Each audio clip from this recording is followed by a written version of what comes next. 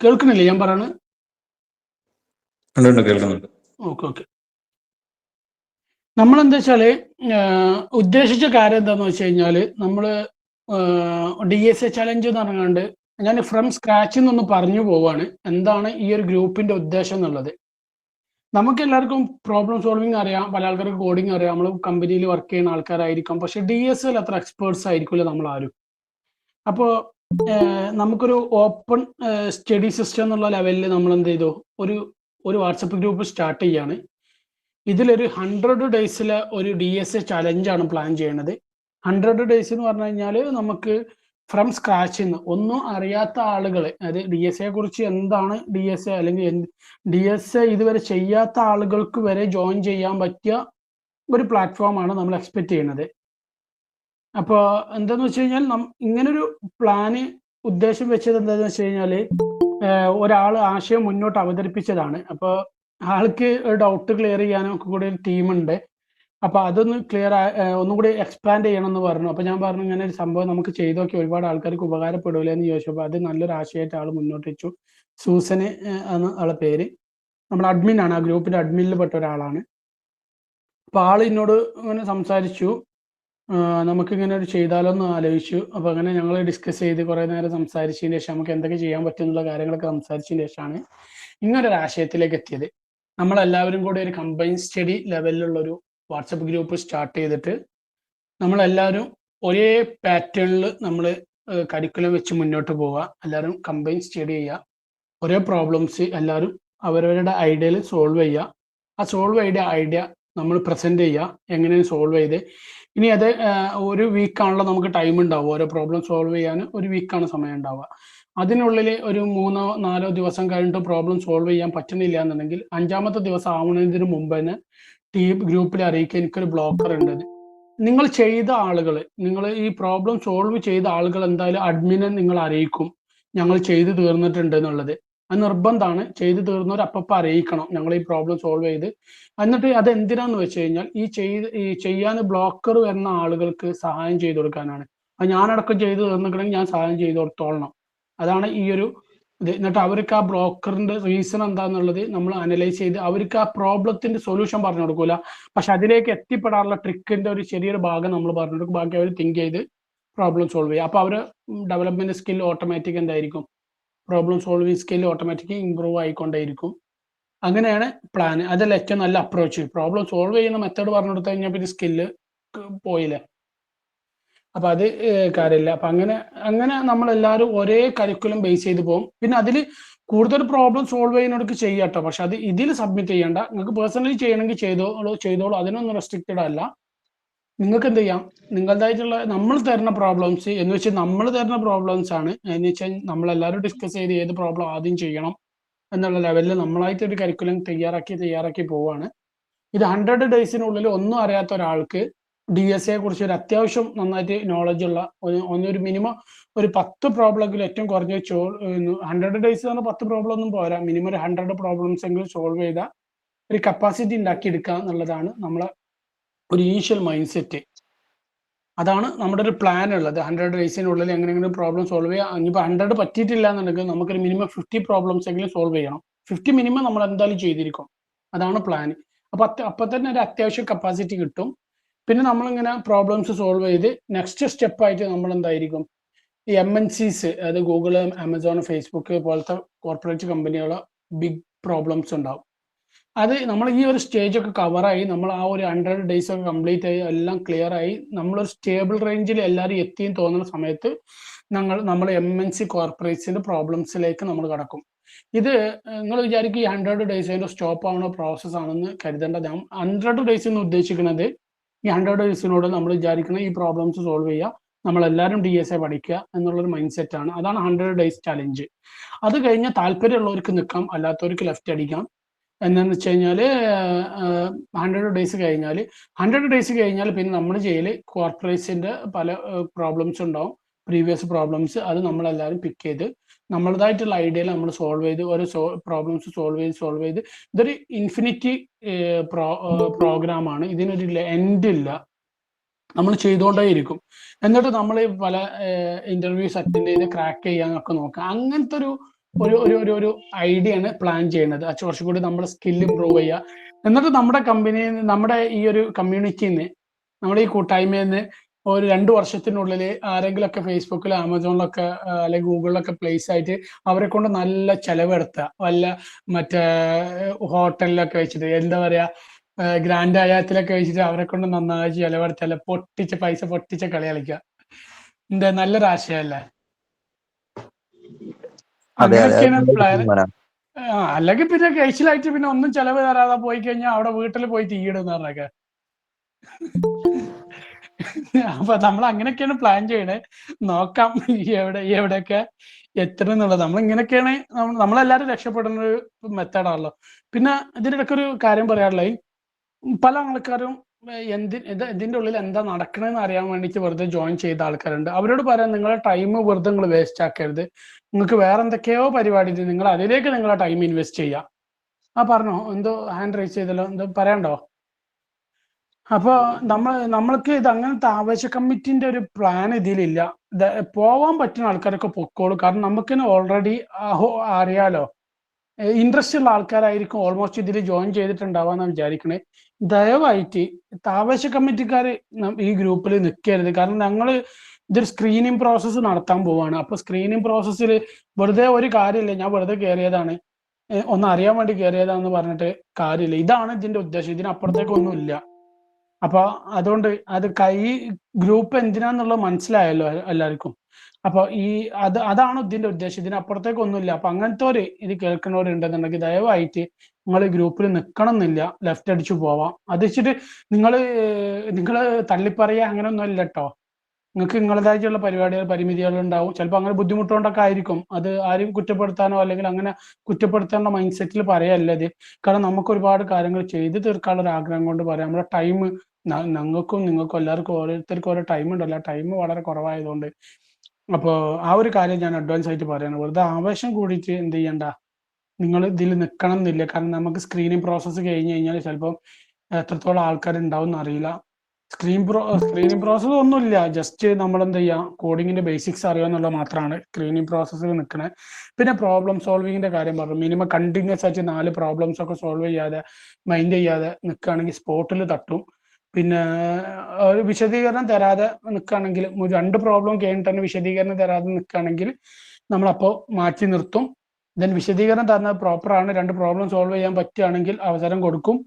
അത് problem solve ചെയ്ത് 4മത്തെ അവർ 2 problem മുന്നിലുണ്ടാവും, അതും കൂടി കംപ്ലീറ്റ് ചെയ്ത് അവരെ കൂടെ എത്താൻ പറ്റുകയാണെങ്കിൽ മാത്രമേ അതിൽ കണ്ടിന്യൂ ചെയ്യുള്ളൂ. കാരണം നമ്മൾ ഇത്ര ആൾക്കാർ മുന്നോട്ട് പോകുന്ന ഒരു പ്രോഗ്രാം അല്ല. അപ്പൊ ഇത്ര ആൾക്കാർ മുന്നോട്ട് പോകണ ഒരു പ്രോഗ്രാം ആയതുകൊണ്ട് അതും കൂടി നിങ്ങൾ കൺസിഡർ ചെയ്യണം എന്നുള്ളതാണ് നിങ്ങളോട് പറയാനുള്ളത്. എല്ലാവരും അതും കൂടി മനസ്സിലാക്കിയിട്ട് എന്ത് ചെയ്യാം, നമുക്കിങ്ങനെ മുന്നോട്ട് പോവാം. നമ്മളിപ്പോ വരുന്ന വീക്കിൽ തന്നെ ബേസിക്സ് സ്റ്റാർട്ട് ചെയ്യണം എന്നാണ് വിചാരിക്കുന്നത്. പിന്നെ ഇതിൽ പല ആൾക്കാർ ചോദിച്ചത്, ഞങ്ങൾ പൈത്തൺ ആണ്, കോട്ട്ലിൻ ആണ്, ഫ്ലട്ടർ ആണ്. അങ്ങനെ ഒന്നും ലാംഗ്വേജ് ഡിപ്പെൻഡബിൾ അല്ല ഈ ഒരു പ്രോഗ്രാം മുന്നോട്ട് പോകുന്നത്. നിങ്ങൾ ഏത് ഡൊമൈനിലാണോ നിങ്ങൾ വർക്ക് ചെയ്യുന്നത്, അല്ലെങ്കിൽ നിങ്ങൾക്ക് അറിയുന്ന ഡൊമൈൻ ഏതാണോ അതിൽ നിങ്ങൾക്ക് പ്രോബ്ലം സോൾവ് ചെയ്യാം. വൺസ് ഒരു കണ്ടീഷൻ ഉണ്ട്, നിങ്ങൾ തുടങ്ങി വെച്ച ഇപ്പൊ DSA നമ്മൾ സ്റ്റാർട്ട് ചെയ്യുന്ന, നിങ്ങൾ ജാവയിലാണ് നിങ്ങൾക്ക് അറിയുന്നത്, ജാവയില തുടങ്ങി വെച്ചെന്നുണ്ടെങ്കിൽ ആ എൻഡ് പ്രോഗ്രാം മൊത്തം ജാവയിൽ ചെയ്യാൻ പറ്റുള്ളൂ. അപ്പൊ ചൂസ് ചെയ്യുമ്പോൾ നിങ്ങൾക്ക് അറിയുന്ന ലാംഗ്വേജ് മാത്രം ചൂസ് ചെയ്യാൻ നിൽക്കുക, അത് നിർബന്ധമാണ്. അല്ലാതെ പകുതിക്കൊന്ന് ജാവ പകുതിയായി പിന്നെ അടുത്ത സ്റ്റെപ്പ് മുതൽ നിങ്ങൾ കോട്ട്ലിൻ ചെയ്യാൻ തുടങ്ങി, അടുത്ത സ്റ്റെപ്പ് മുതൽ ഫ്ലട്ടറിൽ ഡാർട്ട് ചെയ്യാൻ തുടങ്ങി, അത് അനുവദിക്കില്ല. ചെയ്യുകയാണെങ്കിൽ ഒരൊറ്റ ലാംഗ്വേജ്, ആ ലാംഗ്വേജിൽ നിങ്ങൾ ചെയ്യേണ്ടി വരും. സ്റ്റാർട്ട് ചെയ്യുന്ന ലാംഗ്വേജ് ആയിരിക്കും എൻഡ് ചെയ്യുന്ന ലാംഗ്വേജ് വരെ ഉണ്ടാവുക.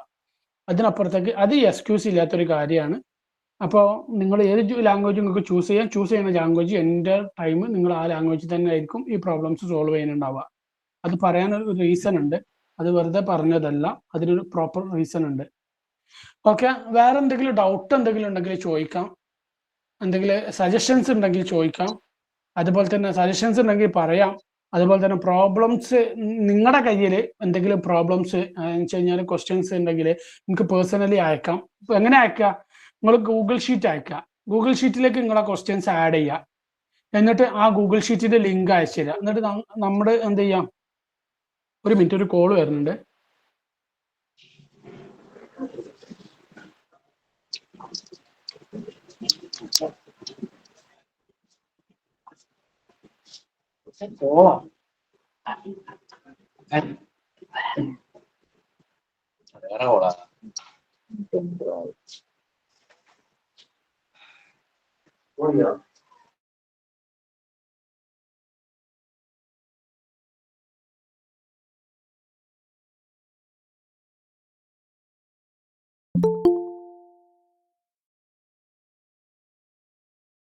ഞാനൊന്ന് എൻ്റെ ഫാമിലി ഹോസ്പിറ്റലിൽ പോയതാണ്. അപ്പൊ അത് തിരിച്ചെത്തിയപ്പോൾ ഡോറൊന്ന് ഉറക്കാൻ. ഓക്കെ, അപ്പോൾ നമ്മൾ ഗൂഗിൾ ഷീറ്റിലേക്ക് നിങ്ങളെ കയ്യിലുള്ള ക്വസ്റ്റ്യൻസ് ഒന്ന് ആഡ് ചെയ്യുക. എന്നിട്ട് എന്ത് ചെയ്യുക, ആ ലിങ്ക് എനിക്ക് അയച്ചു തരിക. അതിനൊരു ടൈറ്റിലും കൂടി കൊടുക്കണം കേട്ടോ, നിങ്ങൾ DSAന്റെ ക്വസ്റ്റ്യൻസ് ആണെന്നുള്ളത്. കാരണം എനിക്ക് ഒരുപാട് മെസ്സേജസ് വരുന്നതുകൊണ്ട് അത് പ്രശ്നമാണ്. അപ്പോൾ അത് നിങ്ങൾ എന്ത് ചെയ്യുക, ഒന്ന് കൺസിഡർ ചെയ്യുക. ഈ ഒരു കാര്യങ്ങൾ ഒന്ന് നോട്ട് ചെയ്ത് കണ്ട് നിങ്ങൾ എന്ത് ചെയ്യുക. ഇനി നമുക്ക് ഡിസ്കഷൻ സെഷനിലേക്ക് കടക്കാമല്ലോ അല്ലേ. ക്വസ്റ്റ്യൻസ് എന്തെങ്കിലും ഡൗട്ടുകളോ കാര്യങ്ങളോ ഉണ്ടെന്നുണ്ടെങ്കിൽ നമുക്ക് ചോദിക്കാം. പിന്നെ ഇതിന്റെ എഫേർട്ട് എടുത്ത ആൾക്കാരെ ഞാൻ ഓൾറെഡി പറഞ്ഞു, സൂസനാണ് ഇതിൽ എഫേർട്ട് എടുത്ത്. ഓരോരുത്തർ ഹാൻഡ് റൈസ് ചെയ്ത് ഇങ്ങനെ ചോദിക്കുകയാണെങ്കിൽ ബെറ്റർ ആയിരിക്കും. ഫർഹാൻ പറ. നമുക്ക് ഇതിലിപ്പോ AI-ന്റെ യൂസ് എങ്ങനെയൊക്കെ ചെയ്യാൻ പറ്റും? നമുക്കിതിപ്പോ ഫുൾ ആയിട്ട് AI യൂസ് ചെയ്യണമെങ്കിൽ അതിന് അർത്ഥമില്ലല്ലോ. അപ്പൊ നമുക്ക് യൂസ് ചെയ്യാൻ പറ്റുമോ? ഇത് AI റിലേറ്റ് ചെയ്തൊരു സബ്ജക്റ്റ് അല്ല, ഇത് കംപ്ലീറ്റ്ലി DSA ആണ്. Data structure and algorithm problem സോൾവിങ്ങിന് വേണ്ടി മാത്രമുള്ള ഗ്രൂപ്പാണ്. ഇതിൽ വേറെ AI ഡിസ്കഷനോ അങ്ങനത്തെ ഒരു കാര്യങ്ങളോ ഇതിലില്ല. അല്ല, നമ്മൾ പ്രോബ്ലം സോൾവ് ചെയ്യുന്ന സമയത്ത് നമുക്ക് AI യൂസ് ചെയ്താണ് ചെയ്യാൻ പറ്റുമോ? അതോ പറ്റൂല. അത് ആ കോഡ് കണ്ടു കഴിഞ്ഞാൽ തന്നെ നമുക്ക് മനസ്സിലാവും നിങ്ങൾ AI വെച്ച് ചെയ്തതാണെന്നുള്ളത്. AI വെച്ച് ചെയ്യുന്ന ഒരു സ്പോട്ടിൽ നമ്മൾ എന്ത് ചെയ്യും, കിക്ക് ഔട്ട് ചെയ്യും കേട്ടോ. AI എന്നുള്ള ടൂൾ ഇവിടെ ഇല്ല ഈ ഒരു കേസിൽ. അത് പറഞ്ഞ നന്നായി. അതായത് നിങ്ങൾക്ക് പ്രോബ്ലം സോൾവ് ചെയ്യാൻ, നിങ്ങൾക്ക് കാര്യങ്ങൾ മനസ്സിലാക്കി വെക്കാൻ ക്വസ്റ്റ്യൻസ് AI-ലിട്ട് നിങ്ങൾ സോൾവ് ചെയ്യാൻ നോക്കിക്കഴിഞ്ഞാൽ നമുക്ക് മനസ്സിലാവും. പക്ഷെ അങ്ങനെയല്ല, നിങ്ങൾക്ക് എന്താണ് DSA, ഇങ്ങനെ തിയററ്റിക്കൽ എഡ്യൂക്കേഷൻ ഉണ്ടല്ലോ, അതിന് നിങ്ങൾക്ക് ഉപയോഗിക്കാം. പ്രോബ്ലം സോൾവിങ്ങിന് നിങ്ങൾ AI ഉപയോഗിച്ചോ, നമുക്കൊരു എന്തെങ്കിലും സൂചന കിട്ടിയ എക്സ്ക്യൂസ് ഇല്ല, സ്പോട്ടിൽ കിക്ക് ഔട്ടാണ്. അത് ഞാനടക്കം. കാരണം എന്താ വെച്ച് കഴിഞ്ഞാൽ നമ്മൾ AI ഉപയോഗിച്ചിട്ട് ഈ പ്രോബ്ലം സോൾവ് ചെയ്യാനാണെങ്കിൽ പിന്നെ നമുക്ക് DSA ഇത് പഠിക്കേണ്ട ആവശ്യമില്ലല്ലോ, ഇതിൽ വരേണ്ട ആവശ്യമില്ലല്ലോ. ഇത് നമ്മുടെ സ്കില്ല് ഇമ്പ്രൂവ് ചെയ്യാനുള്ള ഒരു പ്രോഗ്രാമാണ്. ക്ലിയർ അല്ലേ? പറഞ്ഞോളൂ. ആരൊക്കെ ഹാൻഡ് റൈസ് ചെയ്യാൻ പറഞ്ഞു? അപ്പൊ ഈ സ്റ്റാക്ക് ഓവർഫ്ലോ റെഫർ ചെയ്യാൻ പറ്റുമോ? അതില് നമ്മൾ ക്വസ്റ്റ്യൻസ്, നമ്മൾ പ്രോബ്ലം സ്റ്റാക്ക് ഓവർഫ്ലോ എന്ന് പറഞ്ഞു കഴിഞ്ഞാൽ നമ്മൾ ക്വസ്റ്റ്യൻസിന്റെ ആൻസർ അല്ലല്ലോ അവിടെ സെർച്ച് ചെയ്യുന്നത്, അതിനുള്ള സൊല്യൂഷൻസ് ആണല്ലോ സെർച്ച് ചെയ്യണേ. എന്ന് വെച്ച് കഴിഞ്ഞാൽ ഇതിൽ എന്താണ് സ്റ്റാക്ക്, ക്യൂ എന്താണ്, തിയററ്റിക്കൽ എഡ്യൂക്കേഷൻ അല്ലേ നമ്മൾ നോക്കണത്. അല്ലെങ്കിൽ എൻഡില് ഇങ്ങനെയാണ് ഈ പ്രോബ്ലം സോൾവിങ്ങിനുള്ള ക്വസ്റ്റ്യൻസിന് ആൻസർ ഒന്നും അതിൽ നോക്കാൻ പറ്റൂല. അത് പ്രോബ്ലം സോൾവ് ചെയ്യാന്ന് പറഞ്ഞു കഴിഞ്ഞാൽ എന്താണ്, നമുക്കൊരു ക്വസ്റ്റ്യൻ കിട്ടാം, നമ്മളൊരു എക്സാം ഹാളിൽ ചെല്ലുന്ന ഫീലിംഗ് ആണ് ഇത് ഉണ്ടാവുക. പക്ഷേ നമ്മളെ കയ്യിൽ നമുക്ക് തിയറി അറിയാം, ഇതിൽ എങ്ങനെയൊക്കെ ചെയ്യേണ്ട എന്തൊക്കെയാണ് കാര്യങ്ങളെന്ന്. ഇപ്പോൾ നമ്മൾ മലയാളത്തിൽ പിന്നെ ഈ എന്ന് പറഞ്ഞ പോലെ അല്ലെങ്കിൽ അക്ഷരങ്ങൾ അറിയണ പോലെ നമുക്ക് തിയററ്റിക്കലി അറിയാം. നമ്മളോടിപ്പോൾ ഒരാൾ ഒരു കഥ എഴുതാൻ പറയുകയാണെങ്കിൽ ഒരു സംഭവം കാണിച്ചു, ഒരു നാടിന്റെ ഒരു ചിത്രം കാണിച്ചുകൊണ്ട് ആ ചിത്രത്തെ കുറിച്ച് വർണ്ണിച്ച് എഴുതാൻ പറഞ്ഞു കഴിഞ്ഞാൽ നമുക്ക് പറ്റുമല്ലോ. അതൊരു കോൺസെപ്റ്റാണ്. നമുക്ക് ബേസിക്സ് അറിയാം. DSAന്റെ എന്താണ് time complexity, space complexity, node എന്താണ്, പിന്നെ പോയിന്റേഴ്സ് എന്താണ്, ഇങ്ങനത്തെ കുറെ കോമൺ കാര്യങ്ങളുണ്ട് ബേസിക്സ്. അതറിയാം. അത് വെച്ചിട്ട് പിന്നെ എങ്ങനെ ആ പ്രോബ്ലം സോൾവ് ചെയ്യും. നമ്മൾ ഓരോന്ന് ലൂപ്പൊക്കെ ചെയ്ത് വരുമ്പോൾ നമുക്ക് അതിൻ്റെ ഒരു ട്രിക്ക് കിട്ടും. പിന്നെ നമ്മൾ ക്വസ്റ്റ്യൻസിന്റെ തിയററ്റിക്കലി എന്താണ് അവിടെ നടക്കുന്നത് എന്നുള്ള, ഇപ്പോൾ പോയിന്റേഴ്സ് എങ്ങനെയൊക്കെയാണ് വർക്ക് ചെയ്യണം എന്നുള്ള കുറച്ച് കോൺസെപ്റ്റ്സ് ഉണ്ടാവും. അത് മനസ്സിലാക്കി വെക്കുന്നല്ലാതെ പ്രോബ്ലം സോൾവിങ്ങിന് നമ്മൾ ഒരു ടോളും ഉപയോഗിക്കൂല. പ്രോബ്ലം നമ്മളെ ലോജിക്കാണ്. നമ്മൾ എങ്ങനെയാണ്, നമ്മൾ ചിലപ്പോൾ പേപ്പർ എടുത്ത് എഴുതിയിട്ടൊക്കെ പഠിക്കേണ്ടി വരും. നമ്മൾ എഴുതിയിട്ട് ഇതെങ്ങനെ സംഭവിക്കണം എന്നുള്ളത്, അങ്ങനൊക്കെ റിസ്ക് എടുക്കേണ്ടി വരും. ഉള്ള കാര്യം പറയാലോ, അങ്ങനൊക്കെ റിസ്ക് എടുക്കേണ്ടി വരും. എന്നാലേ നിങ്ങൾക്ക് ആ പ്രോബ്ലം സോൾവ് ചെയ്യാൻ പറ്റുള്ളൂ. അല്ലാതെ ടൂൾസ് ഉപയോഗിക്കാൻ ഒരു അനുമതി ഇതിലില്ല കേട്ടോ. അങ്ങനെ ടൂൾസ് ഉപയോഗിക്കുന്നവരെ കണ്ടു കഴിഞ്ഞാൽ കിക്ക് ഔട്ടാണ്, എക്സ്ക്യൂസ് ഇല്ല, കിക്ക് ഔട്ടാണ്. കാരണം ഇത് അങ്ങനെയാണ് നമ്മൾ പ്ലാൻ ചെയ്യുന്നത്. എന്താ വെച്ചാൽ ഞാനടക്കം നിങ്ങളടക്കം രക്ഷപ്പെടാൻ വേണ്ടിയിട്ടുള്ളൊരു പ്രോഗ്രാമാണ് ഉദ്ദേശിക്കണേ.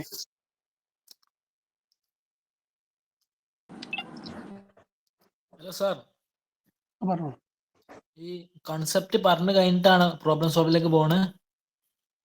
അല്ല, പ്രോബ്ലം നമുക്ക് തരും.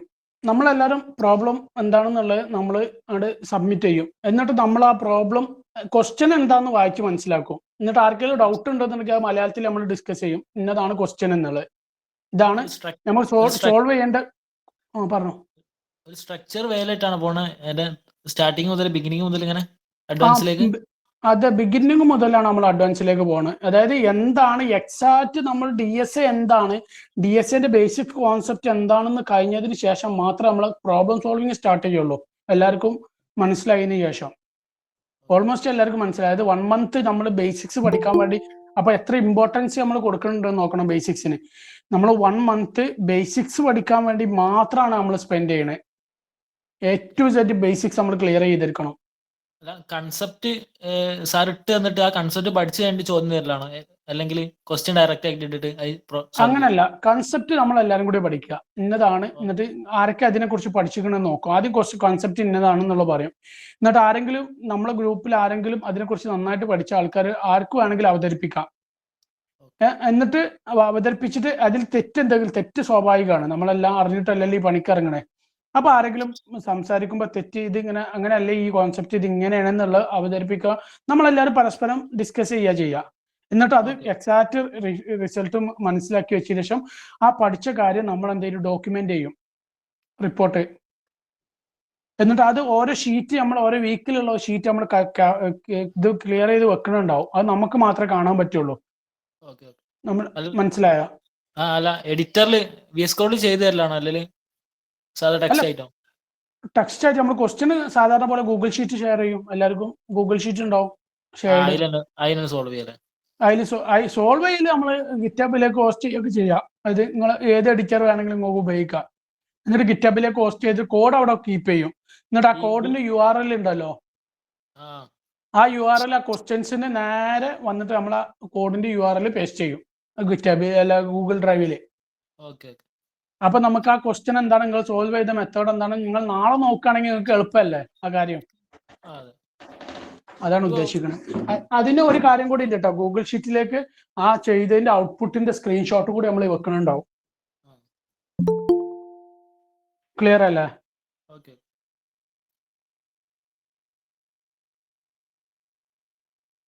പിന്നെ വേറെന്ത് ചോദിക്കാണ്ടോ? ഇതില് ആശയങ്ങളൊക്കെ സ്വീകരിക്കൂട്ടോ. കാരണം എന്തെങ്കിലും നല്ല ആശയങ്ങളൊക്കെ ഉണ്ടെങ്കിൽ ഒക്കെ നമുക്ക് ഇതിൽ ഇൻക്ലൂഡ് ചെയ്യാം. സിലബസ് പോലെ സിലബസ് പോലെ സ്ട്രക്ചർ ചെയ്യാനുള്ള പരിപാടിയാണ് നമ്മൾ ഫ്രം സ്ക്രാച്ചിൽ ഇങ്ങനെ പഠിച്ചു പോവാനേ. CSE പേപ്പർ DSA പോലെ ആണോ? മനസ്സിലായില്ല. അല്ല, പേപ്പർ പഠിച്ചു ഞങ്ങള് ബിടെക്കില്, അപ്പോ അതുപോലെ തന്നെ ആണോ? അത് നമുക്ക് പറയാൻ പറ്റില്ല. ഞങ്ങളൊരു ഓപ്പൺ സ്റ്റഡിയാണ്, സെൽഫ് ലേണിംഗ് അല്ലേ. അപ്പൊ അതിന്റെ രീതിയിലാവും. ഞങ്ങൾ മറ്റേ കോളേജ് എഡ്യൂക്കേഷൻ പോലെ ഒന്നും അല്ല ഇത്. കോളേജ് എഡ്യൂക്കേഷൻ ഇതും കൂടി ഒരിക്കലും സിങ്ക് ചെയ്യരുത്. ഇത് ഓപ്പൺ സ്റ്റഡിയാണ്. ഓപ്പൺ സ്റ്റഡി ഇങ്ങനെയൊക്കെയാണ് വെച്ചാല് നമ്മളയച്ച സിലബസ് ഉണ്ടാക്കും. ചിലപ്പം അഡ്വാൻസ്ഡ് ക്വസ്റ്റ്യൻസിലേക്ക് മാറും. സിറ്റുവേഷൻ ബേസ് ചെയ്തിട്ടാണ്. നമ്മൾ എല്ലാവരും പഠിച്ച് പെട്ടെന്ന് കവർ ചെയ്ത് പോവുകയാണെങ്കിൽ നമ്മൾ ക്വസ്റ്റ്യൻസ് മാറ്റി ഒരുപാട് ക്വസ്റ്റ്യൻസ് ചെയ്തുകൊണ്ടേയിരിക്കും. ലീഡ് കോഡ് മാതിരി, ലീഡ് കോഡ് പോലെ. നമ്മൾ ലീഡ് കോഡാണ് മെയിൻ പ്രിഫർ ചെയ്യുന്നത്, ഉദ്ദേശിക്കുന്നത്. അതായത് നമ്മൾ ഈ പ്രോബ്ലംസ് ബേസിക്സ് ഒക്കെ കംപ്ലീറ്റ് ചെയ്ത് കഴിഞ്ഞാൽ നമ്മൾ ലീഡ് കോഡത്തെ ഓരോ പ്രോബ്ലംസ് സോൾവ് ചെയ്യും. ലീഡ് കോഡത്തെ പ്രോബ്ലംസ് സോൾവ് ചെയ്തിട്ട് അത് മാക്സിമം ചെയ്യാൻ പറ്റും. എന്നിട്ട് അതിനിടയ്ക്ക് പിന്നെ ഒരു സ്റ്റെപ്പ് കഴിഞ്ഞാൽ നമ്മൾ MNCത്തെ പല പ്രോബ്ലംസ് അതിൻ്റെ ഇടയ്ക്ക് സോൾവ് ചെയ്യലാണ്. പിന്നെ ഫുള്ള് ഇങ്ങനത്തെ MNC പ്രോബ്ലംസിലേക്ക് മാത്രം കോൺസെൻട്രേറ്റ് ചെയ്യും. അല്ല, ഇത് യൂസ് ചെയ്യുമെങ്കിൽ ഗേറ്റിന് പ്രിപ്പയർ ചെയ്യാൻ കഴിയോ? അതൊന്നും എനിക്ക് പറയാൻ പറ്റൂല. ഞാൻ ഉദ്ദേശിക്കുന്നത് DSA പഠിക്കുക, എക്സ്പെർട്ട് ആവുക, അത്രേ ഉള്ളൂ. DSAയിൽ എക്സ്പെർട്ട് ആവുക, പ്രോബ്ലം സോൾവ് ചെയ്യുക, ഏത് പ്രോബ്ലം കിട്ടിയാലും സോൾവ് ചെയ്യാനുള്ള കപ്പാസിറ്റി ഉണ്ടാക്കിയില്ല. അത്ര എനിക്ക് പറയാൻ പറ്റുള്ളൂ. എനിക്ക് അറിയുന്ന കാര്യമല്ല പറയാൻ പറ്റുള്ളൂ. ഓക്കെ, എന്തായാലും ഇതുകൊണ്ട് നഷ്ടം വരില്ല. സ്പെൻഡ് ചെയ്ത് കഴിഞ്ഞാൽ നമ്മുടെ പ്രോബ്ലം സോൾവിങ് കപ്പാസിറ്റി കൂടും. ടൈം എങ്ങനെ ഇപ്പോ? നമ്മൾ വീക്കിലേക്കാണ് പ്ലാൻ ചെയ്യണത്. നമ്മളെല്ലാവരും ഞായറാഴ്ച അല്ലെങ്കിൽ ശനിയാഴ്ച ആയിരിക്കും മീറ്റപ്പ് പ്ലാൻ ചെയ്യുന്നത്. ഇത് മീറ്റപ്പ് റെക്കോർഡഡ് ആണ് കേട്ടോ. ഒരാൾ ചോദിച്ചു മീറ്റപ്പ് റെക്കോർഡ് ചെയ്യുന്നുണ്ടോ? അത് റെക്കോർഡഡ് ആണ്. ആർക്കെങ്കിലും കേൾക്കാനുണ്ടെങ്കിൽ നമ്മൾ ഫ്യൂച്ചറിൽ എന്തെങ്കിലും ഇടുന്നുണ്ട്. അല്ല, ഡെയിലി അപ്പോ ടാസ്ക് ഉണ്ടാവില്ല? ഡെയിലി നമ്മൾ ആഴ്ചയിൽ ഒരു ടാസ്ക് തരും. ആ ആഴ്ചയിൽ നിങ്ങൾക്ക് ഡെയിലി ചെക്ക് ചെയ്ത് പ്രോബ്ലം സോൾവ് ചെയ്യാമെങ്കിൽ സോൾവ് ചെയ്യാം. എന്തായാലും വീക്കിലി ഉണ്ടാവുള്ളൂ നമ്മൾ. കാരണം ഇതിൽ കുറെ ആൾക്കാർ എംപ്ലോയീസ് ആണ്. അപ്പൊ അവർക്ക് നമുക്ക് സമയം കുറവായിരിക്കും. സാറ് ഒരു ഇതുകൂടി ഹെൽപ്പ് ചെയ്യല്ലേ, DSA പഠിച്ചിട്ട് എന്തൊക്കെ കാര്യം എന്നല്ലേ, അത് കുറെ ആൾക്കാർക്ക് അറിയില്ല. അത് ഞാൻ പറയാം. ലാസ്റ്റ് ഒന്ന് പറയാം. ഇപ്പൊ ഈ ഒരു കാര്യത്തെ കുറിച്ച് ഒന്ന് ഇതാക്കേണ്ടതല്ലേ? DS പരിശീലന ഉപയോഗം പറയാം. ഫ്യൂച്ചറിലായിട്ട് ഞാൻ ഈ DS-ന്റെ ഓവർവ്യൂ നോക്കിയായിരുന്നു. അപ്പോൾ അതിൽ വരുന്ന കോൺസെപ്റ്റ്സ് എന്ന് പറഞ്ഞാൽ tree, graph, linked list, sorting, ഇതുപോലത്തെ സാധനങ്ങളാണ്. ഇതൊക്കെ പഠിച്ചതിന് ശേഷം നമ്മളിത് എവിടെ ഇംപ്ലിമെന്റ് ചെയ്യാൻ പോവാ? ഇപ്പൊ DS ഇല്ലാതെ നമ്മൾ അതാണ് ഇപ്പൊ പ്രൊജക്ട് പറഞ്ഞത്. അവൻ പറഞ്ഞത് അതാണ്. നമുക്ക് ലാസ്റ്റ് ഞാൻ പറഞ്ഞുതരാം എന്താണ് എവിടേക്കാണ് ഇംപ്ലിമെന്റ് ചെയ്യണം എന്നുള്ളത്. ഓക്കെ, വേറെ എന്തെങ്കിലും ഉണ്ടോ? ചോദിച്ചോളൂ കേട്ടോ. അതിവിടെ ഞാനിപ്പോഴും പറയുന്നത് നമ്മളെല്ലാവരും എന്താ പറയുക, രക്ഷപ്പെടുക എന്ന് വെച്ച് കഴിഞ്ഞാൽ നമുക്ക് നമ്മുടെ സ്കില്ല് ഇമ്പ്രൂവ് ചെയ്യാനുള്ള പ്രോഗ്രാമാണ്. അപ്പോൾ എല്ലാം പഠിച്ചിട്ടൊന്നല്ല ഞാനും നിൽക്കുന്നത്. നമ്മളെല്ലാവരും കൂടി കമ്പൈൻ സ്റ്റഡിയാണ്. ആർക്കും എന്തും ഓപ്പൺ ആയിട്ട് പറയാം. ഇതൊക്കെ ഈ സബ്ജക്ട് റിലേറ്റ് ചെയ്തിട്ടുള്ള ഇവിടെ തെറ്റാണെങ്കിലും ശരിയാണെങ്കിലും നമ്മളെല്ലാവരും പഠിക്കും. ഹലോ അത്രേ സാർ, ഉള്ളൂ. കേൾക്കുന്നുണ്ടോ? പറ. ഇതിപ്പോ എങ്ങനെയാ നമ്മളിപ്പോ പ്ലാൻ ചെയ്യുന്നത്? ഇപ്പം വീക്കിലി വൺസ് കൊടുക്കുന്ന സമയത്ത് നമുക്ക് ഗ്രൂപ്പ് ആയിട്ടുണ്ടാവാം, നമുക്കിടയിൽ കമ്മ്യൂണിക്കേറ്റ് ചെയ്യണം, അതോ ഗ്രൂപ്പിൽ ഷെയർ ചെയ്താൽ മതി എന്ത് ഡൗട്ട് ഉണ്ടെങ്കിലും? നമ്മൾ ഗ്രൂപ്പിൽ ഷെയർ ചെയ്താൽ മതി ആ ഡൗട്ട് ഉണ്ടെങ്കിൽ. അപ്പോൾ ഡൗട്ട് ഗ്രൂപ്പിൽ മാത്രമേ ഷെയർ ചെയ്യാൻ പാടുള്ളൂ. എന്താ കാര്യം എന്ന് വെച്ച് കഴിഞ്ഞാൽ ആ ഡൗട്ട് പല ആൾക്കാർക്കും ഉണ്ടാവും. അത് എല്ലാവരും ഡിസ്കസ് ചെയ്ത് പഠിക്കാൻ വേണ്ടിയിട്ടാണ്. പല ആൾക്കാർക്കും അതിന് ഐഡിയ ഉണ്ടാവില്ലല്ലോ. അല്ലെങ്കിൽ ചിലപ്പം ഇതിന് ഫൗണ്ടർ ചെറിയൊരു തിരക്ക് പെട്ടു എന്ന് പറഞ്ഞാണ് മെസ്സേജ് അയക്കുന്നുണ്ട്. റിയാസ് ഭായ്, പറ. പിന്നെ ഇത് ആഷിക, അത് പറഞ്ഞപ്പോൾ ഓർമ്മ വന്നേ. പ്രോബ്ലം ആഷിക, ഞാൻ എനിക്ക് വിളിച്ചിരുന്നു. എനിക്ക് വിളിച്ചിട്ട് കിട്ടിയില്ല. എന്റെ ഫോൺ ഞാനൊരു മിസ് കോൾ അലേർട്ട് കണ്ടു. ഓഹോ, ഈ ഫ്രീ ആയതിനു ശേഷം നമ്മളെ മീറ്റ് ചെയ്തതിന് ശേഷം എനിക്കൊന്ന് പേഴ്സണലി വിളിക്കട്ടെ. ഇന്നലത്തെ പ്രോഗ്രാമിന്റെ കുറച്ച് കാര്യങ്ങൾ ചോദിക്കാനുണ്ട്. ഫിനാൻഷ്യൽ ട്രാൻസാക്ഷൻ ഒക്കെ ഞാൻ പിന്നെ പറ. ഒരു 9 മുതൽ ഒരു കോൾ ഷെഡ്യൂൾ ചെയ്തിട്ടുണ്ട്. അപ്പൊ ഞാൻ കഴിഞ്ഞിട്ട് എന്തായാലും വിളിക്കാം. Okay okay, set. പിന്നെ അതായത് നമ്മുടെ ഈ ഒരു പ്രോഗ്രാം ഇൻഡിവിജ്വൽ ആയിട്ടാണോ പ്രോബ്ലം സോൾവിങ്, അതോ ഓരോ ചെറിയ ചെറിയ ഗ്രൂപ്പുകളായിട്ട് തിരിച്ചു കഴിഞ്ഞാല് പിന്നെ കുറച്ചും കൂടി ഒന്ന് മോട്ടിവേഷൻ പോവാതിരിക്കൂലേ? ഓൾ തമ്മിലൊരു ബോണ്ടിങ്ങും ഉണ്ടാവും. അത് നല്ലൊരു തീരുമാനമായിട്ട് എനിക്ക് തോന്നിയിട്ടുണ്ട്. ഇത് ഇനീഷ്യലി നമുക്കൊരു ഗ്രൂപ്പായിട്ട് തിരിക്കാം. ഒരു ഗ്രൂപ്പായിട്ട് അതായത് അത് ഒരേ ടീം ഈ പറഞ്ഞ 100 ദിവസം കണ്ടിന്യൂ ചെയ്ത് പോയി കഴിഞ്ഞാലും അതിൽ ചെറിയ പ്രശ്നം വരും. അത് പിന്നെ 1-2 വീക്ക് കഴിഞ്ഞാൽ ഒന്ന് ഷഫിൾ ചെയ്തിട്ട് അടുത്ത ടീം, അങ്ങനെ ഓരോ ടീം മാറി വന്നാല് ഞാനൊരു ഇത് പറഞ്ഞാണ്. പിന്നെ ആരോ പറഞ്ഞു ഗേറ്റ് എക്സാമിന് ഇത് ഇങ്ങനെ ഒരു കാര്യമുണ്ട്. ഈ പറഞ്ഞതിൽ ഒരു പ്രധാനപ്പെട്ട ഒരു പോയിന്റ് എനിക്ക് തോന്നി. ഒരു ടീമാക്കി മാറ്റി കഴിഞ്ഞാല് പിന്നെ എന്താന്ന് വെച്ച് കഴിഞ്ഞാൽ ആ ടീമിലുള്ള ആരെങ്കിലും പിന്നെ ഒരു ബ്ലോക്കർ വരികയാണെങ്കിൽ ആ ടീമിന്റെ ബാക്കിയുള്ള മെമ്പേഴ്സ് അയാളെ സപ്പോർട്ട് ചെയ്ത് കൊടുത്തോളൂ. അത് അവർ ഒന്നിച്ച് തീരുമാനം ആക്കിയിരിക്കും.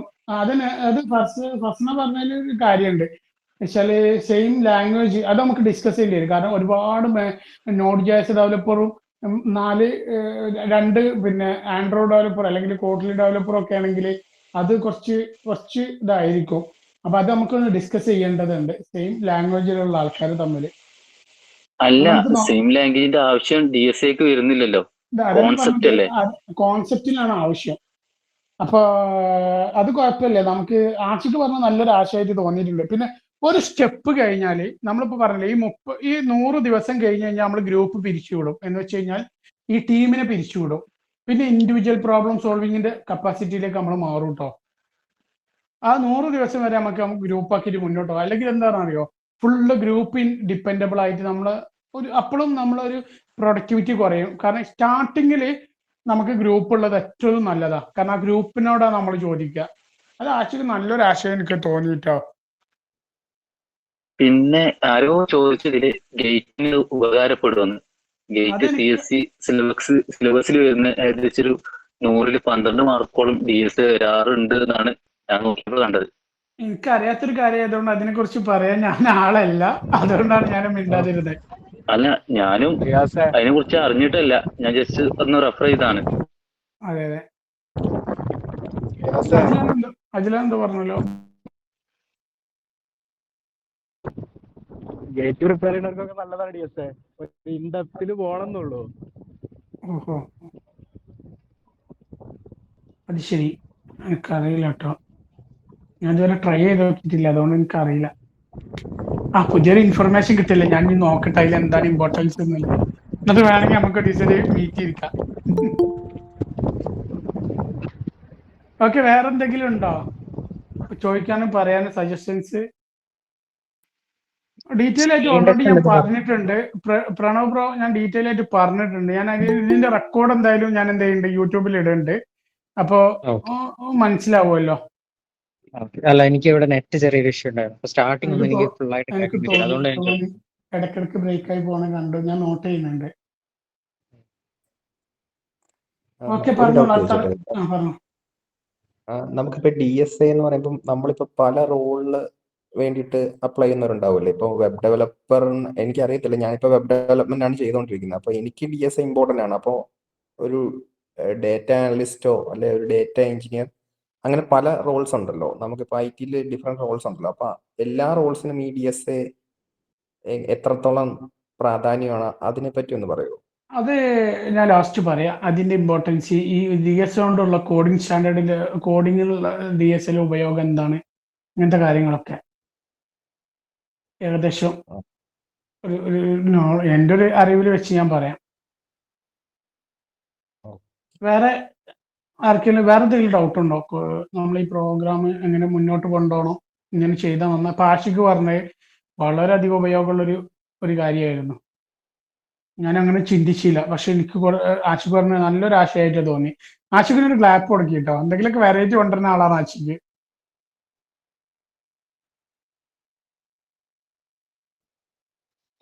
പിന്നെ വേറെ ഇതേപോലെ എന്തെങ്കിലുമൊക്കെ പറയുകയാണെങ്കിൽ നന്നായിരിക്കും. പറ. നമ്മളിപ്പോ പ്രോബ്ലം സോൾവ് ചെയ്യുന്ന സമയത്ത് നമ്മൾ ടൈമർ വെച്ചിട്ടാണോ ചെയ്യുക, അല്ല നോർമൽ ആയിട്ടാണോ ചെയ്യുക? ഇപ്പൊ MNC കമ്പനീസിന്റെ അങ്ങനല്ല. അതായത് നമ്മളിപ്പോ ഈ ഒരു ഫസ്റ്റ് വീക്കിൽ ഇപ്പൊ ഈ ഞായറാഴ്ച ഒരു മീറ്റ് കൂടി എന്ന് വിചാരിക്കുക. അടുത്ത ഞായറാഴ്ചക്കുള്ളിൽ തീർക്കേണ്ട ഒരു പ്രോബ്ലം ഉണ്ടാവും, നിങ്ങൾ തന്നിട്ടുണ്ടാവും. ആ ഞായറാഴ്ചക്കുള്ളിൽ തീർക്കുക. അതിൽ ടൈം എത്ര എടുത്ത് എന്നുള്ളതൊന്നും ഇമ്പോർട്ടന്റ് അല്ല. ഇപ്പോ ഒരു MNC കമ്പനീസിന്റെ ഇന്റർവ്യൂവിന് പ്രിപ്പയർ ചെയ്യുന്ന സമയത്ത് അപ്പൊ ടൈം ഉണ്ടാവും. ടൈമർ ഉണ്ടാവും. അപ്പൊ ടൈം ഉണ്ടാവും തീർച്ചയായിട്ടും. അവർക്ക് ടൈമർ അവിടെ എങ്ങനെയെന്ന് വെച്ച് കഴിഞ്ഞാല് ആ ടൈമില് അവര് എന്താ പറയുക, അരമണിക്കൂറോ അല്ലെങ്കിൽ 1 മണിക്കൂറോ നമുക്ക് സമയം തന്നിട്ടുണ്ടാവും.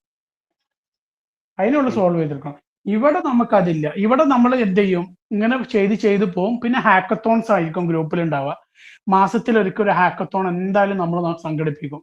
വല്ല കോർപ്പറേറ്റ് കമ്പനീസിന്റെ ഏതെങ്കിലും ക്വസ്റ്റ്യൻസ് എടുത്തുകൊണ്ട് നമ്മൾ അത് ഹാക്കത്തോൺ ആക്കി മാറ്റിയിട്ട് നമ്മൾ ആ പ്രോബ്ലം സോൾവ് ചെയ്യുക. അതിൽ ഏറ്റവും നന്നായിട്ട് പ്രോബ്ലം സോൾവ് ചെയ്യുന്ന ആൾക്കാർക്ക് നമ്മളെല്ലാവരും കൂടി ഒരു ആശയമുണ്ട്. ഇതിലൊരു കാര്യം പറയാം, ഈ പ്രോബ്ലംസിൽ പ്രോഗ്രാമിന്റെ കാര്യം പറയാം. അത് ഞാൻ ലാസ്റ്റ് പറയാം എന്താ കേസ് എന്നുള്ള. അവർക്കൊരു ഗിഫ്റ്റ് കൊടുക്കും. എന്താ വെച്ച് കഴിഞ്ഞാൽ നമ്മൾ ഈ പ്രോബ്ലം നന്നായിട്ട് സോൾവ് ചെയ്യുന്ന ഒരാൾക്ക്, ഫസ്റ്റ് പ്രോബ്ലം സോൾവ് ചെയ്യുന്ന ആൾക്ക് നമ്മൾ ഗിഫ്റ്റ് നമ്മുടെ കമ്മ്യൂണിറ്റിന്റെ വക ഒരു ഗിഫ്റ്റ് ആണ് കൊടുക്കുക, നമ്മുടെ ഈ ഒരു DSA ഗ്രൂപ്പിന്റെ വക. അതിന് ഫണ്ട് എങ്ങനെ കണ്ടെത്താന്നുള്ളത് ഞാൻ പറഞ്ഞുതരാം. അതിലേക്ക് ഞാൻ വരണുള്ളൂ. കാറ് കൊടുക്കും റിയാസ്. മനസ്സിലായില്ലേ? എന്നൊരു ഡൗട്ട് ചോദിക്കട്ടെ റിയാസെ. പറഞ്ഞു. നേരത്തെ ഒരു വെബ് ഡെവലപ്പർ ഒരു കേസ് പറഞ്ഞിരുന്നില്ല, എനിക്കറിയില്ല കേട്ടോ, എന്റെ ലിമിറ്റഡ് നോളജ് ആണ്. DSA നമുക്ക് വെബ് ഡെവലപ്മെന്റിലും ഉപകാരപ്പെടും.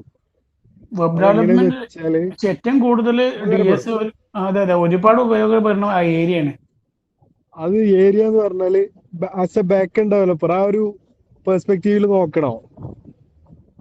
എല്ലാവർക്കും DSA ഉപയോഗപ്പെടുന്നതല്ലേ, എഞ്ചിനീയേഴ്സിനൊക്കെ ഉപയോഗപ്പെടുന്ന സാധനമല്ലേ ഇത് ആ വിഷയത്തെ പറയാൻ പോണേ ഉള്ളൂ.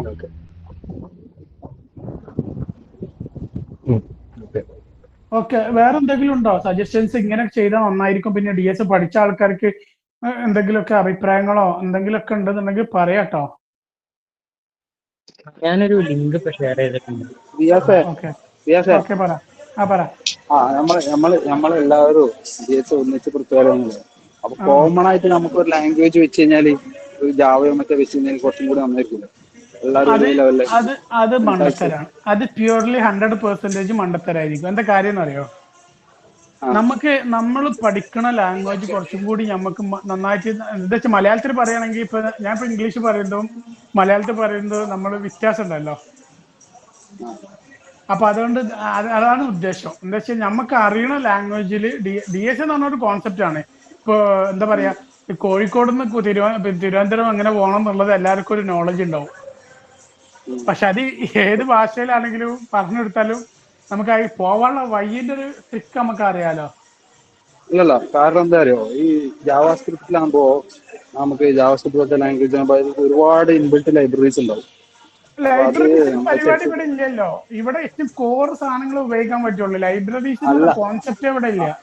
അങ്ങനല്ല, ഈ മാപ്പ് പിന്നെ ലിസ്റ്റ് അതെല്ലാം സാധനം ജാവാസ്ക്രിപ്റ്റിൽ കുറെ സംഗതികൾ പെട്ടെന്ന് നമുക്ക് മാനേജ് ചെയ്യാൻ പറ്റും. അങ്ങനല്ല, അത് ചില പറ്റൂല. ലാംഗ്വേജ് അത് സമ്മതിക്കൂല. അതിന് അങ്ങനത്തെ ഒരു പരിപാടിയേ ഇവിടെ ഇല്ല. അത് നമ്മൾ പ്രിമിറ്റീവ് ലാംഗ്വേജ് ഉണ്ടല്ലോ, പ്രിമിറ്റീവ് പ്രോഗ്രാമിംഗ് ലാംഗ്വേജ് കോൺസെപ്റ്റ് ഏതെങ്കിലും ഒന്ന് സെറ്റ് ചെയ്തിട്ട് അതിലെല്ലാരും ഫോളോ ചെയ്യുന്നത് നല്ലതാണ് ഞാൻ ചോദിക്കുന്നത്. എനിക്ക് തോന്നണില്ല. എന്താ കാര്യം എന്നറിയോ? എന്താ വെച്ചാൽ നമ്മളിപ്പോൾ ആ പ്രോഗ്രാമിംഗ് പഠിക്കാൻ വേണ്ടിയിട്ട് പല ആൾക്കാർക്ക് കുറെ ടൈം അവിടെ പോകും. അത് മാത്രമല്ല, അവർക്ക് ആ കോൺസെപ്റ്റ് ചിലയിടത്ത് ബ്ലോക്ക് ആവും. എന്നിട്ട് ആ കോൺസെപ്റ്റ് വീണ്ടും പഠിച്ചെടുക്കണം. എന്നിട്ട് പിന്നെ നമ്മുടെ DSAക്ക് വരണം. നടക്കുന്ന കാര്യമായിട്ട് എനിക്ക് ഒരിക്കലും തോന്നിയിട്ടില്ല. പക്ഷെ മറിച്ച് അയാൾ ഏത് ഡൊമൈനിലാണ് വർക്ക് ചെയ്യുന്നത് ആ ഡൊമൈനിൽ തന്നെ പഠിച്ച് ആ ഡൊമൈനിൽ തന്നെ DSA ചെയ്യുമെന്നു വെച്ചാൽ അയാൾ പിന്നെയും വീണ്ടും ഇന്റർവ്യൂക്ക് അറ്റൻഡ് ചെയ്യുകയാണെങ്കിൽ ആ ഡൊമൈന് ബേസ് ചെയ്തിട്ടായിരിക്കും. അപ്പൊ അയാൾക്ക് കുറച്ചും കൂടി ഈസി ആയിരിക്കും ആ സാധനങ്ങളൊക്കെ ചെയ്യാൻ. അതാണ് ഉദ്ദേശം. അതുകൊണ്ടാണ് ഞാൻ ഡൈനാമിക് ആയിട്ടുള്ള പ്രോഗ്രാമിംഗ് ലാംഗ്വേജ് മതി എന്ന് പറയാൻ കാരണം. അവരവർക്ക് കംഫർട്ട് ആയിട്ടുള്ള അറിയുന്ന പ്രോഗ്രാമിംഗ് ലാംഗ്വേജ് മാത്രം ചെയ്താൽ മതി. അത് ഇനി അവര് കോഴ്സാണ്. ഒരാൾക്ക് ഇപ്പൊ ജാവി അറിയാം, ഒരാൾക്ക് സിയു അറിയാം, ഒരാൾക്ക് ജാവാസ്ക്രിപ്റ്റും അറിയാം. ആ മൂന്നും അറിയുന്ന ആൾക്കാർക്ക് അവർക്ക് ഇഷ്ടപ്പെട്ട ഒരു ലാംഗ്വേജ് ചൂസ് ചെയ്യട്ടെ. പക്ഷെ ചൂസ് ചെയ്യുന്ന ലാംഗ്വേജ് എൻ്റെ ടൈം ആ ഒരു ലാംഗ്വേജ് അയാൾക്ക് ചൂസ് ചെയ്യാൻ പറ്റുള്ളൂ. അതുകൊണ്ട് ആലോചിച്ചിട്ട് ആ ചൂസ് ചെയ്താൽ മതി ഏത് ലാംഗ്വേജ് മതി എന്നുള്ളത്. അതൊരു ലാംഗ്വേജ് അറിയുന്നവർക്ക്, നമ്മളിപ്പോ ഒരു ലാംഗ്വേജ് അത്ര എല്ലാ ലാംഗ്വേജും കാര്യമായിട്ട് പ്രത്യേകിച്ച് ഒന്നിലും എക്സ്പെർട്ട് അല്ലെങ്കിൽ ഏതെങ്കിലും ചൂസ് ചെയ്യുമ്പോൾ അത് നിങ്ങൾക്ക് ഇഷ്ടപ്പെട്ട ചൂസ് ചെയ്താൽ മതി. പക്ഷെ ആ ഇഷ്ടപ്പെട്ടത് എന്നും അതന്നെ ആയിരിക്കണം എന്ന് നിർബന്ധമാണ്. അവധിക്കുന്ന നിങ്ങൾക്ക് ലാംഗ്വേജ് ചേഞ്ച് ചെയ്യാൻ പറ്റൂല. ആദർശം എന്താ ചോദിച്ചല്ലോ, പറഞ്ഞു. അല്ല, ഞാൻ ചോദിക്കാൻ വന്ന ഒരു കാര്യം എന്ന് പറഞ്ഞാൽ നമ്മളിപ്പോ ഗ്രൂപ്പ് ചെയ്യുന്ന ഒരു കേസ് നേരത്തെ പറഞ്ഞില്ലേ, അപ്പം എങ്ങനെ ഈ ലാംഗ്വേജ് ബേസിലായിരിക്കും ആ ഗ്രൂപ്പ് ഉണ്ടാക്കുന്നത്? ഒരിക്കലും ആവാൻ സാധ്യത കുറവാണ്. കാരണം ആ ലാംഗ്വേജ് ബേസിലായിരിക്കാൻ സാധ്യത ഇല്ല. അതിൽ നമ്മൾ ഇതിൽ DSA കുറച്ചൊക്കെ അറിയുന്ന കുറച്ച് ടീമിനെ നമ്മൾ മനസ്സിലാക്കി വെക്കുമല്ലോ. ഒട്ടും അറിയാത്ത ടീം, കുറച്ച് അറിയുന്ന ടീം, കുറച്ച് കൂടുതൽ അറിയുന്ന ടീം, എക്സ്പേർട്സ് ടീം, ഇങ്ങനൊക്കെ ഉണ്ടാവും. അപ്പൊ ഇവരെയൊക്കെ കൂടി നമ്മൾ എന്തായിരിക്കും നോട്ട് ചെയ്തിട്ട് ഇവരെ ഈ ടീമിനെ ഓരോ ഇപ്പോൾ ഒറ്റ അറിയുന്ന ഒരാള്, എക്സ്പേർട്ട് ആയിട്ടുള്ള ഒരാള്, നന്നായിട്ട് അറിയുന്ന ഒരാള്, മീഡിയം ലെവലിൽ അറിയുന്ന ഒരാള്, ഒന്നും അറിയാത്ത ഒരാള്, 4 പേരായല്ലോ. ഇവരെ ഒരു ടീമാക്കും. അങ്ങനെയാണ് പ്ലാൻ ചെയ്യണേ. അപ്പൊ ടീമിന് എല്ലാവർക്കും ഒരേ സമയം ഓടിയെത്താൻ പറ്റും. മനസ്സിലായോ? മറ്റേത് ഒരു ടീം മുന്നോട്ട് പോവുകയും ചെയ്യും, മറ്റേ ടീം ബാക്കിലാവുകയും ചെയ്യും. അത് പാടില്ല. അത് ഏത് ലാംഗ്വേജ് ആയാലും ശരി, അങ്ങനെ ലാംഗ്വേജിനെ ഡിപ്പെൻഡ് ചെയ്തിട്ടാവാൻ സാധ്യത വളരെ കുറവാണ്. ആ സനീപ് പറ. അതില്ലേ, ഞാനിപ്പോ സീലും ജാവയിലും ഒരു പ്രാവശ്യം ട്രൈ ചെയ്തിട്ടുണ്ട്. സീല് കോളേജിൽ പഠിച്ചിട്ടുള്ളതാ. പിന്നെ ജാവയില് പിന്നീട് കുറച്ച് നാൾ ട്രൈ ചെയ്തായിരുന്നു. അപ്പൊ ഇതിൽ രണ്ടിലും ഡിഫറൻസ് ഉണ്ടായിരുന്നു. ഒരുപാട് ഡിഫറൻസ് ഉണ്ട്. സി കുറച്ച് കോംപ്ലിക്കേറ്റഡ് ആണെന്ന് തോന്നുന്നു. കോംപ്ലിക്കേറ്റഡ് ആയിരുന്നു. പക്ഷെ ജാവയിലാവുമ്പോ ക്ലാസ് വെച്ചിട്ട് ഈസി ആയിട്ട് ചെയ്തു പോകുന്നുണ്ട്. ഈസി ആയിട്ട് ചെയ്തു പോവാം. യെസ്, ജാവയിലായിരിക്കും. അപ്പൊ ഇത് ലാംഗ്വേജ് വ്യത്യാസത്തിൽ കുറെ ആളുകൾക്ക് അങ്ങനെ വിഷയം വരൂലേ എന്ന് ചോദിച്ചു. അതില് നമ്മളിപ്പോ പ്രൊസീജിയർ ഓറിയന്റഡ് പ്രോഗ്രാമിംഗ് ചെയ്യുന്ന ആരും ഈ കൂട്ടത്തിൽ ഇല്ലല്ലോ. ആരെങ്കിലും ഉണ്ടോ? നമ്മൾ എല്ലാവരും ഒബ്ജക്റ്റ് ഓറിയന്റഡ് പ്രോഗ്രാമിംഗ് ചെയ്യുന്ന ആൾക്കാരാ, ഊപ്സിലുള്ള ആൾക്കാരാണ്. അപ്പൊ അത് ലാംഗ്വേജ് മാറിച്ചിട്ട് വലിയ പ്രശ്നമൊന്നുമില്ല. ഊപ്സ് ആയതുകൊണ്ട്. മറിച്ച് ഇപ്പൊ ബ്രോ പറഞ്ഞ പോലെ സീലും ജാവയിലും ആണെന്നുണ്ടെങ്കിൽ ഞാൻ കൂടുതൽ പ്രിഫർ ചെയ്യുക ജാവയാണ്. മറ്റേ ജാവയും പൈത്തണും ആണെന്നുണ്ടെങ്കിൽ ഞാൻ നിങ്ങളെ ഇഷ്ടമാണ്. അത് ജാവ എടുക്കണം ജാവ എടുക്കുക, പൈത്തൺ എടുക്കണം പൈത്തൺ എടുക്കുക, അത്രേ ഉള്ളൂ.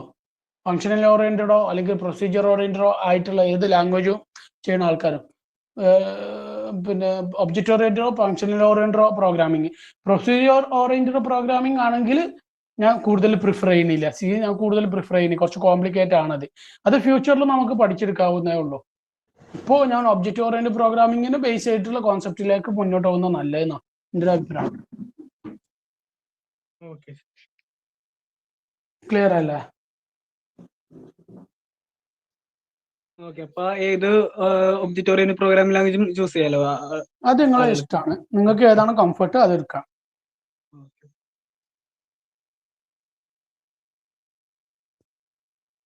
വേറെ എന്തെങ്കിലും സജഷൻസ് ഒക്കെ പോരാട്ടോ, കുറച്ച് ഡൗട്ട് മാത്രം ഡോക്സ് പോരാ. എന്തെങ്കിലും ഉണ്ടാവും, ഡോക്യുമെന്റ്സ് എന്തെങ്കിലും റെഫർ നമ്മള് ചെയ്യാനുള്ളത്? അതെ, നമ്മളെല്ലാം ഡിസ്കസ് ചെയ്യും ആദ്യം. അടുത്ത ആഴ്ച ചെയ്യാൻ പോണ പ്രോബ്ലം എന്താണ്, അല്ലെങ്കിൽ എന്താണ് ഡിസ്കസ് ചെയ്യുന്നത്, അതിനെല്ലാം നമ്മളെന്തായാലും ഗൂഗിളിന്റെ ഡ്രൈവിൽ ഓരോ വീക്കായിട്ട് നമ്മൾ ഡോക്യുമെന്റ് ചെയ്യുന്നുണ്ടാവും. എല്ലാം ഡോക്യുമെന്റഡ് ആയിരിക്കും ഓരോ വീക്ക് കഴിഞ്ഞ് പോകുന്നു എന്തൊക്കെ ടാസ്കുകൾ നമ്മൾ ചെയ്തു പോയിന്ന്. എന്നിട്ട് നമ്മൾ 2 കൊല്ലം കഴിഞ്ഞിട്ട് പിന്നോട്ട് വെക്കുമ്പോൾ എത്ര കാര്യങ്ങൾ നമ്മൾ ചെയ്തു പോയെന്നുള്ള ഒരു ഗ്രോത്ത് നമുക്ക് അനലൈസ് ചെയ്യണ്ടേ. അപ്പൊ അതുകൊണ്ട് എല്ലാം ഡോക്യുമെന്റഡ് ആയിരിക്കും, എന്തൊക്കെ ചെയ്തു പോയെന്ന്. അതങ്ങനെ നടക്കുള്ളൂ. നമ്മൾ ഓരോരുത്തർ ഇൻഡിവിജ്വൽ ഓരോരുത്തർ ചെയ്ത പോലെ ഡോക്യുമെന്റഡ് ആയിരിക്കും. അവരുടെ ഡ്രൈവിൽ അവർ കീപ്പ് ചെയ്തോളണം. അതിലാണെങ്കിൽ നമ്മൾ കിക്ക് ഔട്ട് ചെയ്യും. തിയറിന്റെ പരിപാടി ഇല്ല കേട്ടോ. തിയറി ആയിട്ട് ചെയ്ത് നോക്കുക.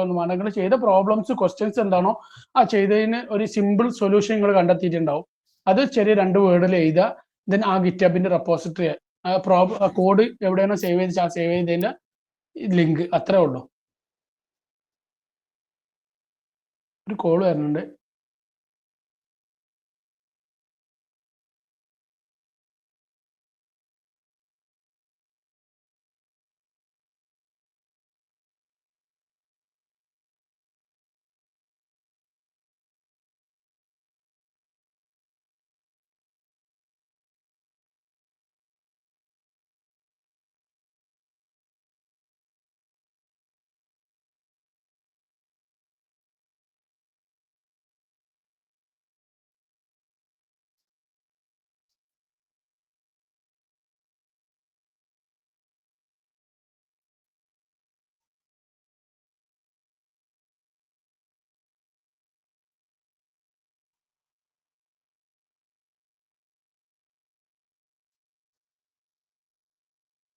സോറി കേട്ടോ, ഒരു മെഡിസിൻ കൊണ്ടുവരാൻ കൂട്ടുകാരനോട് പറഞ്ഞപ്പോഴേ അവനിവിടെ എത്തിക്കണെന്ന് പറഞ്ഞോണ്ട് വിളിച്ചാണ്. ഓക്കെ, ചോദിച്ചോളൂ. അതായത് ഇപ്പൊ നേരത്തെ പറഞ്ഞല്ലോ ജാവാസ്ക്രിപ്റ്റിന് ഇൻബിൽറ്റ് ലൈബ്രറി യൂസ് ചെയ്യാൻ പറ്റില്ല എന്ന് പറഞ്ഞല്ലോ. അതായത് ഇപ്പൊ മാപ്പ് ഫോർ ഈച്ച് അതൊന്നും പറ്റൂല എന്ന് പറഞ്ഞില്ലേ.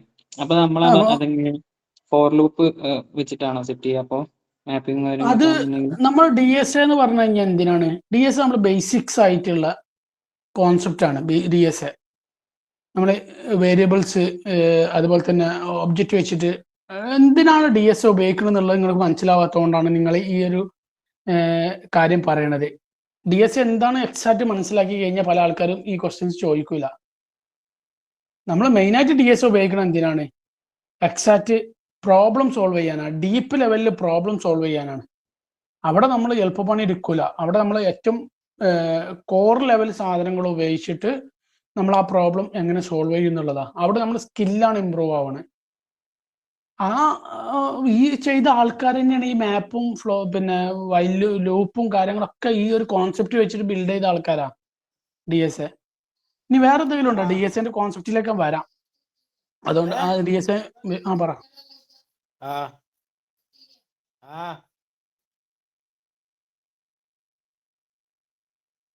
വേറെ എന്തെങ്കിലും ഉണ്ടോ? സജഷൻസോ എന്തെങ്കിലുമൊക്കെ ഒന്ന് പെട്ടെന്ന് പോണേ. റാഷി ബ്രോ എന്തോ പറയണ്ടോ? ഓക്കെ നമുക്ക് വേറെ എന്തെങ്കിലും ഉണ്ടെങ്കിൽ എന്തെങ്കിലും ഉണ്ടോ? വേറെ എന്തെങ്കിലും പറയാനോ എന്തെങ്കിലുമൊക്കെ ആയിട്ട്? പിന്നെ ഇപ്പോഴും ഞാൻ പറയണേ, വെറുതെ ഒരു നേരം പോക്കിന് ഗ്രൂപ്പിൽ ദയവായിട്ട് കയറാതിരിക്കുക. ഇത് നമുക്ക് എന്തെങ്കിലുമൊക്കെ പഠിക്കണം, എന്തെങ്കിലും നമ്മൾ സ്കില്ല് ഇമ്പ്രൂവ് ചെയ്യണം എന്നുള്ള കോൺസെപ്റ്റിൽ മാത്രം ചെയ്യുന്ന ഒരു പ്രോഗ്രാമാണ്. നമുക്ക് എന്തെങ്കിലുമൊക്കെ ചെയ്ത് കൊണ്ടുവരണം എന്നുള്ളൊരു പ്രോഗ്രാമാണ്. അതുകൊണ്ട് അതിന് താല്പര്യമുള്ള ആൾക്കാർ മാത്രം ഗ്രൂപ്പിൽ നിന്നാൽ മതി. മറ്റുള്ള ഗ്രൂപ്പ് പോലെ അല്ലട്ടത്. ഇതങ്ങനെ കോൺസെപ്റ്റിൽ കണ്ടാൽ മതി. ആദർശ് ബ്രോ പറ. ഞാൻ കേറിയപ്പോ കുറച്ച് ലേറ്റ് ആയി. അപ്പൊ സ്ക്രീനിങ്ങിന്റെ അതൊക്കെ എന്നാണ്? നമ്മൾ അത് എന്നാണെന്നല്ല, നമ്മൾ ഒരു കുറച്ച് ദിവസത്തിനുള്ള തീർക്കും. അത് പിന്നെ എല്ലാവർക്കും ഒരു സാധാരണ ഒരു ഫേസ് ടു ഫേസ് ഇന്റർവ്യൂ പോലെ ഒരു ഒന്നുമില്ല. അതായത് ജസ്റ്റ് ഇത്രേ ഉള്ളൂ. നിങ്ങൾക്ക് പ്രോഗ്രാമിംഗ് നോളജിനെ കുറിച്ച് ഒരു ഐഡിയ ഉണ്ടോ നോക്കാൻ വേണ്ടിയിട്ടാണ്. അതിന്റെ ബേസിക് കാര്യങ്ങൾ, ലൂപ്പ് അതുപോലെ തന്നെ വേരിയബിൾസ്, ഇങ്ങനത്തെ കുറച്ച് കാര്യങ്ങൾ ബേസിക് ആയിട്ടുള്ള അണ്ടർസ്റ്റാൻഡിങ് ഉണ്ടല്ലോ, അതുണ്ടോന്ന് അറിയാം. അതില്ലാത്തവരെ പിന്നെ നമുക്ക് ഇതിൻ്റെ ഉള്ളിൽ പിടിച്ചിട്ട് കാര്യമില്ലല്ലോ. കോൺസെപ്ഷ്യലി ഒന്ന് ക്ലിയർ ആണോ നോക്കാൻ വേണ്ടിയിട്ട് മാത്രം, അത്രേ ഉള്ളൂ. വേറെ അല്ലാതെ നമ്മൾ നേരെ കമ്പനി ഇന്റർവ്യൂ ചെയ്യുന്ന പോലെ അതിന്റെ ഡീപ്പ് ലെവൽ ക്വസ്റ്റ്യൻസോ അങ്ങനെയൊന്നും ഒരു പ്ലാൻ ഇല്ല. ഇതിപ്പോ നമ്മളെല്ലാം ബേസിക് ലെവലിൽ പഠിക്കാന്നുള്ള ഒരു കോൺസെപ്റ്റ് ആണ്. ക്ലിയർ അല്ലേ? വേറെ എന്തെങ്കിലും ഉണ്ടോ? വിമൻസിന്റെ ഭാഗത്ത് നിന്ന് ക്വസ്റ്റ്യൻസ് ഒന്നും വന്നിട്ടില്ല കേട്ടോ.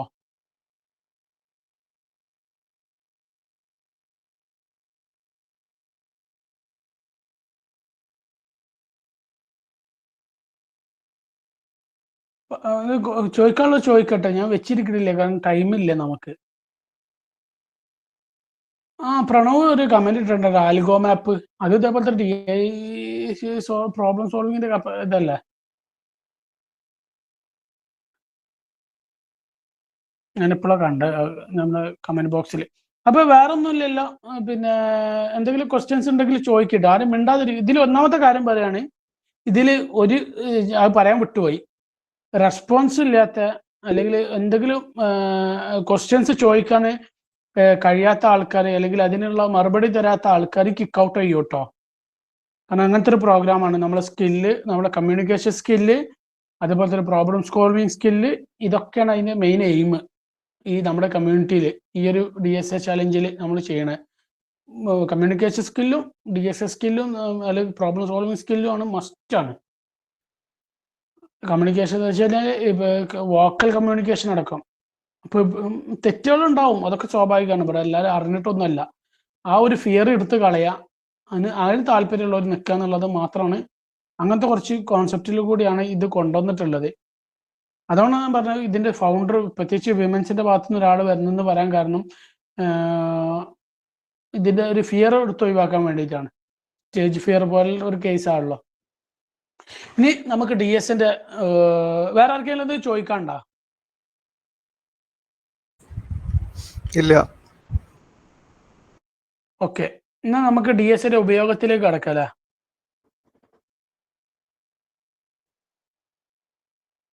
ആരൊക്കെ ഫോർ ലൂപ്പ് ഉപയോഗിച്ചിട്ടുണ്ട്? അതിന്റെ ലോജിക്ക് നിങ്ങൾ നോക്കിയിട്ടുണ്ടോ? ലൂപ്പുകളുടെ ലോജിക്ക് നിങ്ങൾ ബേസിക്കലി എന്താണ് അവിടെ നടക്കുന്നത് നിങ്ങൾ നോക്കിയിട്ടുണ്ടായിരുന്നോ? അത് നോക്കി നിങ്ങൾക്ക് ഏകദേശം ഒരു സ്ട്രക്ചർ കിട്ടും അവിടെ. എൻട്രി ലൂപ്പും എക്സിറ്റ് ലൂപ്പും അല്ലേ? ഇത് ഫോർ ലൂപ്പ് ഒക്കെ നമ്മൾ ബേസിക് ആയിട്ട് ഇത് വെച്ച് ചെയ്തതാ.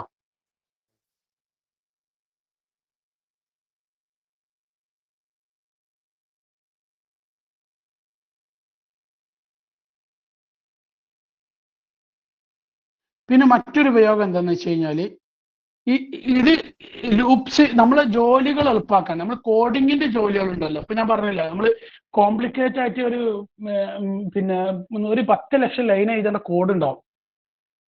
ഈ 10 ലക്ഷം എഴുതേണ്ട കോഡ് നമ്മൾ ലൈബ്രറി ഉണ്ടാക്കാന്ന് വിചാരിക്കുക. 10 ലക്ഷം ലൈൻ ഓഫ് കോഡ് ഉണ്ട്. ഈ കോഡ് നമ്മൾ പലതും റിപ്പീറ്റഡ് ആവും, പലതും നമ്മൾ റിപ്പീറ്റഡ് ഉള്ള റെഡ്യൂസ്ഡ് ആയിരിക്കും. അത് മാത്രമല്ല, ഇതിന് ഒരുപാട് മെമ്മറി പോവും. ശരി, എക്സിക്യൂഷൻ പവർ പോകും. ഈ സമയത്ത് എങ്ങനെ കൊണ്ടുവരാൻ പറ്റും എന്നുള്ള കാര്യം നോക്കാൻ വേണ്ടി അതിൽ ആണ് ഏറ്റവും കൂടുതൽ എന്താ പറയാ DSന്റെ ഉപയോഗം വരുന്നത്. എന്ന് വെച്ച് കഴിഞ്ഞാൽ നമ്മുടെ ടൈം എന്ന് പറഞ്ഞ സാധനം ഇമ്പോർട്ടൻ്റ് ആണല്ലോ.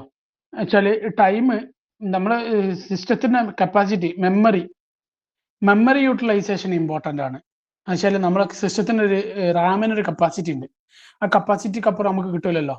അപ്പോൾ ഈ ഒരു ഇപ്പോൾ ബെസ്റ്റ് എക്സാമ്പിൾ പറയുകയാണെങ്കിൽ, നമ്മൾ ആമസോണിന്റെ ഇ-കൊമേഴ്സ് ആപ്ലിക്കേഷൻ നമ്മുടെ ലേറ്റസ്റ്റ് ആയിട്ടുള്ള S25 അൾട്രയിലോ അല്ലെങ്കിൽ ആ ഒരു ലെവലിലുള്ള ഫോണിൽ വർക്ക് ചെയ്യുന്നതും, പഴയ ഫോണുണ്ട് സാംസങ്ങിന്റെ SM30 J7 ഒക്കെ ഉണ്ടല്ലോ, ആ സമയത്തുള്ള പെർഫോമൻസ് എങ്ങനെയാണ്? ആരെങ്കിലും അങ്ങനെ ഉപയോഗിച്ചിട്ടുണ്ടോ? ഒരാൾ പറയുകയാണെങ്കിൽ.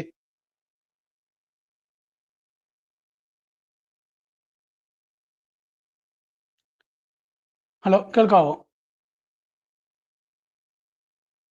ആരൊന്നും പറയണില്ലല്ലോ.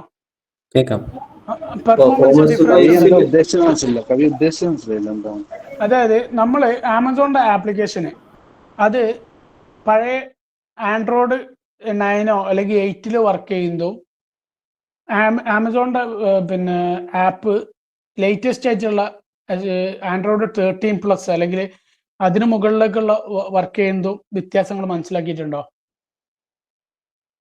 അത് പെർഫോമൻസിന്റെ കേസിൽ കറക്റ്റായിട്ട് അറിയില്ല. അത് ആർക്കിടെക്ചർ ഒക്കെ വ്യത്യാസം വരുമ്പോ ഈ ആപ്ലിക്കേഷൻ സൈസ് പ്ലേ സ്റ്റോറിൽ നിന്ന് തന്നെ അത് ഇങ്ങനെ ഓട്ടോമാറ്റിക് റെഡ്യൂസ് ചെയ്യുന്നുണ്ട്. അങ്ങനെയല്ല, ശരിക്കും പറയാം പെർഫോമൻസിൽ ഒരു വ്യത്യാസം. നമ്മളെ ലോഞ്ചിങ് ആണെങ്കിലും ആപ്പ് റണ്ണിങ്ങിലാണെങ്കിലും കുറച്ച് മാറ്റങ്ങളുണ്ട്. എന്നാൽ ഒരു കാര്യം പറയാം, നമ്മുടെ ഈ ആപ്പ് സിംഗിൾ ആയിട്ട് ഡെവലപ്പ് ചെയ്തിട്ട് നമ്മൾ എന്ത് ചെയ്യണം, ഇത്ര ബില്യൺസ് ഓഫ് ഡാറ്റ വരുന്ന സാധനം ഈ ലേറ്റസ്റ്റ് ആയിട്ടുള്ള ഡിവൈസിൽ സപ്പോർട്ട് ചെയ്യണം. ബ്രേക്ക് ആകുമ്പോൾ ലേറ്റസ്റ്റ് ഡിവൈസിൽ എന്തായാലും ബ്രേക്ക് ആവൂല, സാധ്യത കുറവാണ്. എന്നാൽ ലോ എൻഡ് ഡിവൈസിൽ ബ്രേക്ക് ആവാതെ എങ്ങനെ വർക്ക് ചെയ്യും ഇത്രയല്ലേ ഡാറ്റ? അത് തിങ്ക് ചെയ്തിട്ടുണ്ടോ എപ്പോഴെങ്കിലും? ഈ കപ്പാസിറ്റി കുറഞ്ഞിട്ട് കപ്പാസിറ്റി വർക്ക് ചെയ്യുന്നതാണ്. അപ്പൊ അതിൽ എനിക്ക് തോന്നിയിട്ടുള്ള അപ്പൊ അത് ഓട്ടോമാറ്റിക് ആയിട്ട് ഈ ആൻഡ്രോയിഡ് തന്നെ ഇങ്ങനെ ഹാൻഡിൽ ചെയ്യുന്നുണ്ട് ഈ ഇതെല്ലാം. ഈ ആൻഡ്രോയിഡ് എങ്ങനെ ഹാൻഡിൽ ചെയ്യണേ അത് കറക്റ്റ് ആയിട്ട് അറിയില്ല. അതാണ്. വെച്ചാല് നമ്മളൊരു ആപ്ലിക്കേഷൻ ബിൽഡ് ചെയ്യുന്ന സമയത്ത്, ഇപ്പൊ ആപ്ലിക്കേഷന്റെ കേസ് പറയാം, മൊബൈൽ ആപ്പിന്റെ കേസ് പറയാം, നമുക്ക് ഏറ്റവും ലേറ്റസ്റ്റ് വേർഷനിലേക്ക് നമ്മൾ ഡിസൈൻ ചെയ്തിട്ട് ആപ്പ് ഇറക്കുമ്പോൾ ലോ എൻഡ് ഡിവൈസിൽ, ഇപ്പോൾ ലേറ്റസ്റ്റ് വേർഷനിൽ ചിലപ്പോൾ 32 GB റാം ഉണ്ടാവും. ലോ എൻഡ് ഡിവൈസിൽ 1 GB റാം ഉള്ളൂ എന്ന് വിചാരിക്കുക. അതായത് 31 GB അവിടെ കുറവാ ഒരു റാമിന് കപ്പാസിറ്റി. അപ്പോൾ നമ്മൾ ആ ആപ്പ് 1 GB റാമിലുള്ളതിലും വർക്ക് ചെയ്യണം, 32 GB റാം ഉള്ളതിലും വർക്ക് ചെയ്യണം എന്നുണ്ടെങ്കിൽ 32 GB റാമിലേക്ക് കൊടുക്കേണ്ട ഒരു സംഭവം 1 GB റാമിലേക്ക് കൊടുത്താൽ എന്താ സംഭവിക്കുക? സിസ്റ്റം ഹാങ് ആവും, ബ്രേക്ക് ആയി പോകും, ആപ്പ് ക്രാഷ് ആയി പോകും അല്ലേ? മറിച്ച് നമ്മൾ ഇവിടെ ഡാറ്റ സ്ട്രക്ചർ ഉപയോഗിച്ച് കഴിഞ്ഞാൽ DSAന്റെ ഉപയോഗം അവിടെയാണ് വരുന്നത്. മെയിൻ ഉപയോഗങ്ങളിൽ ഒന്നതാണ്. DSAന്റെ കോൺസെപ്റ്റിൽ നമ്മൾ ഉപയോഗിച്ച് കഴിഞ്ഞാൽ ആ ഡാറ്റ കറക്റ്റായിട്ട് മാനേജ് ചെയ്ത് രണ്ട് എൻഡ് ഡിവൈസിലും പെർഫോമൻസ് ഒരു ഇഷ്യൂ ഇല്ലാത്ത രീതിയിൽ മാനേജ് ചെയ്യാൻ പറ്റും. ഡാറ്റ മാനേജിങ് ആണ് ശരിക്കും ഡാറ്റ സ്ട്രക്ചറിൽ നമ്മൾ പഠിക്കണേ.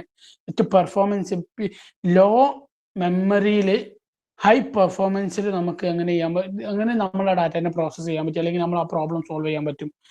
ആ ഒരു കേസിന് വേണ്ടിയിട്ടാണ് മെയിനായിട്ട് DSAന്റെ ഉപയോഗം നമ്മൾ റിയൽ വേൾഡ് ആപ്ലിക്കേഷൻ നമ്മൾ മനസ്സിലാക്കേണ്ടത്. ഇത്ര സിമ്പിളായിട്ടാണ് ഒരു കോൺസെപ്റ്റ് ഞാൻ പറഞ്ഞതേ ഉള്ളൂ. ഇത് മനസ്സിലാവാത്ത ആരെങ്കിലും ഉണ്ടോ? പ്രയാസ്, പിന്നെ ഞാൻ ഇറങ്ങാണേ, 9 മണിക്ക് എനിക്ക് ഒരു മീറ്റിംഗ് ഉണ്ട്. എനിക്കും മീറ്റിംഗ് ഉണ്ടല്ലോ, നമ്മളെ മറ്റേ മീറ്റിംഗ് അല്ലേ?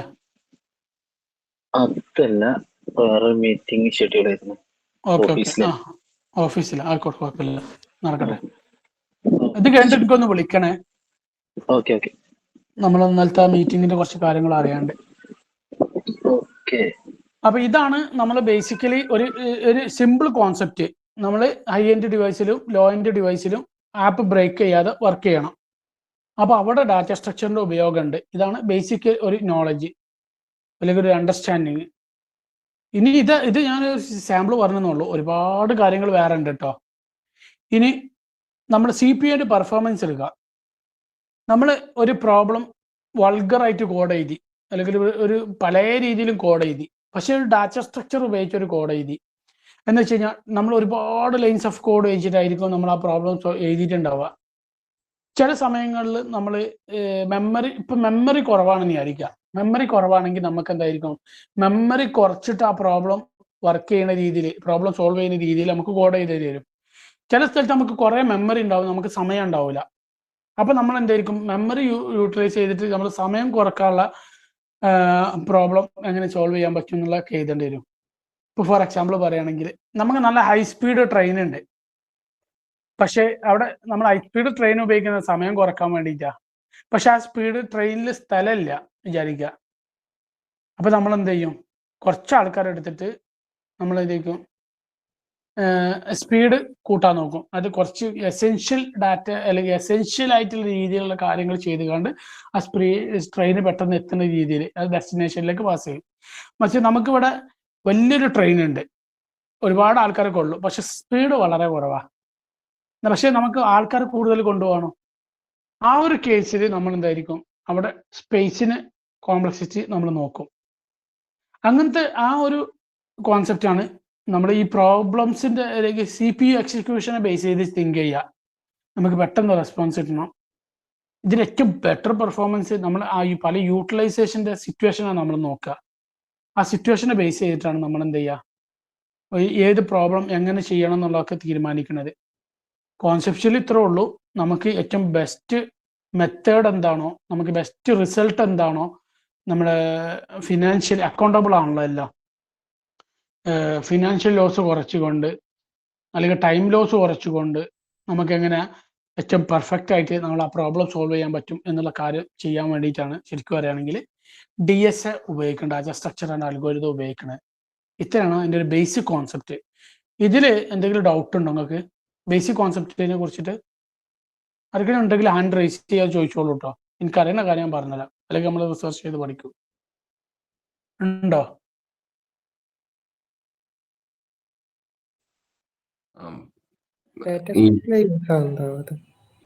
പറഞ്ഞോ വിഷ്ണു എന്തോ പറഞ്ഞല്ലോ. ഇത് റിലേറ്റഡ് അല്ല, ബട്ട് പറഞ്ഞെന്ന് തോന്നുന്നുള്ളൂ. അതായത് നമുക്ക് ഈ DSA പഠിക്കുന്നവർക്ക് എപ്പോഴും എല്ലാരും ബ്ലോക്കർ ആവുന്ന ഒരു ടൈം എന്ന് പറയുന്നത് ബിഗ് ഓൺ നൊട്ടേഷൻസ്, ആ ഒരു ടൈമാണ്. അപ്പോ അതിനെ എന്തിനാണ് ഇപ്പൊ ടൈം ഇപ്പൊ പറഞ്ഞില്ലേ അതിന്റെ, അപ്പൊ ആ ഒരു സാധനം കൂടി ഇതുമായിട്ട് റിലേറ്റ് ചെയ്ത് പറയാൻ പറ്റുമോ, അത് ചോദിക്കാൻ വേണ്ടിയായിരുന്നു. മനസ്സിലായില്ല, എനിക്ക് ക്വസ്റ്റ്യൻ മനസ്സിലായില്ല. അതായത് ഇപ്പോ DSAയുടെ ആവശ്യം എന്താണെന്നുള്ളത് ഇപ്പൊ പറഞ്ഞല്ലോ അതിനെപ്പറ്റി. ഇപ്പോ നമുക്ക് നമ്മളെപ്പോഴും ഇതിനകത്ത് പറയുന്ന ഒരു കാര്യം ബിഗ് നൊട്ടേഷൻസ് ആണല്ലോ. DSA എന്ന് പറയുമ്പോൾ നമ്മൾ ഇനീഷ്യലി തുടങ്ങുമ്പോൾ തന്നെ എല്ലാവരും അതിനെപ്പറ്റി പറയാറുണ്ടല്ലോ. അപ്പൊ അതിനെയും കൂടി റിലേറ്റ് ചെയ്ത് പറയാൻ പറ്റുമോ എന്നാണ് ഞാൻ ചോദിച്ചത്. അത് നമ്മൾ സബ്ജക്റ്റിലേക്ക് കടന്നിട്ടില്ല. DSA എന്താണെന്നുള്ള ഒരു കാര്യം പറഞ്ഞിട്ടുള്ളൂ. അല്ല വേണ്ട ഈശാക്ക് ബ്രോ, നമുക്കത് സിലബസ് ആയിട്ട് തന്നെ പറഞ്ഞു പോകേണ്ട കാര്യമുണ്ട്.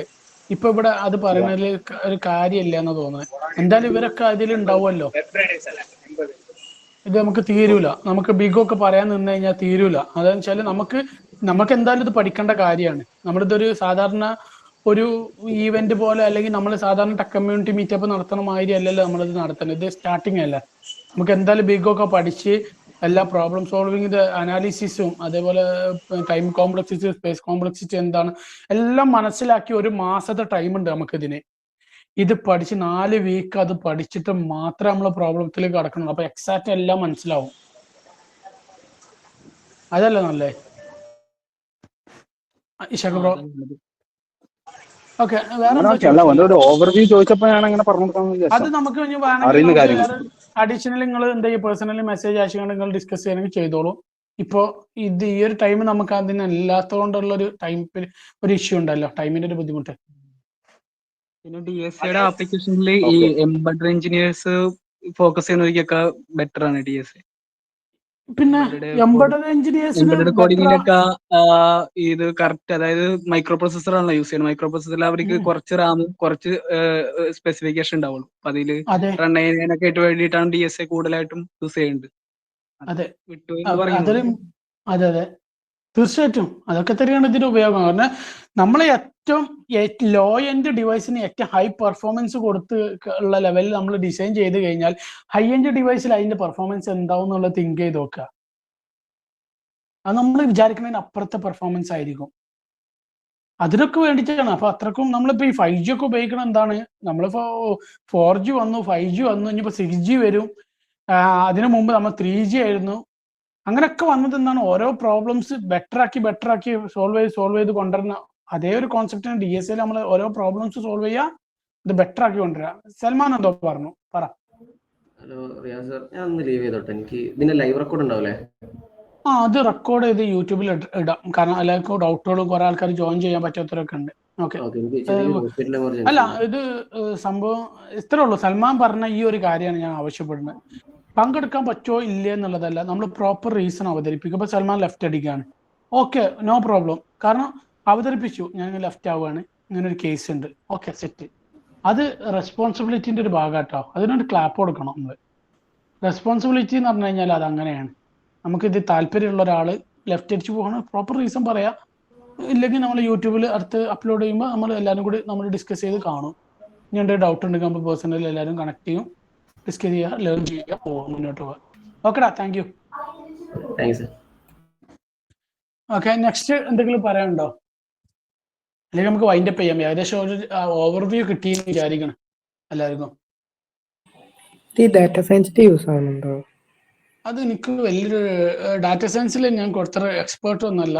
അത് ബ്രോ എനിക്ക് എന്ത് ചെയ്യാം, ഒന്ന് പേഴ്സണൽ മെസ്സേജ് അയച്ചോ. ഡാറ്റ സയൻസ് ചെയ്യുന്ന ആൾക്കാരെ ഞാൻ കണക്ട് ചെയ്ത് തരാം. അവർ പറയാനായിരിക്കും ഏറ്റവും നല്ലതാവുക.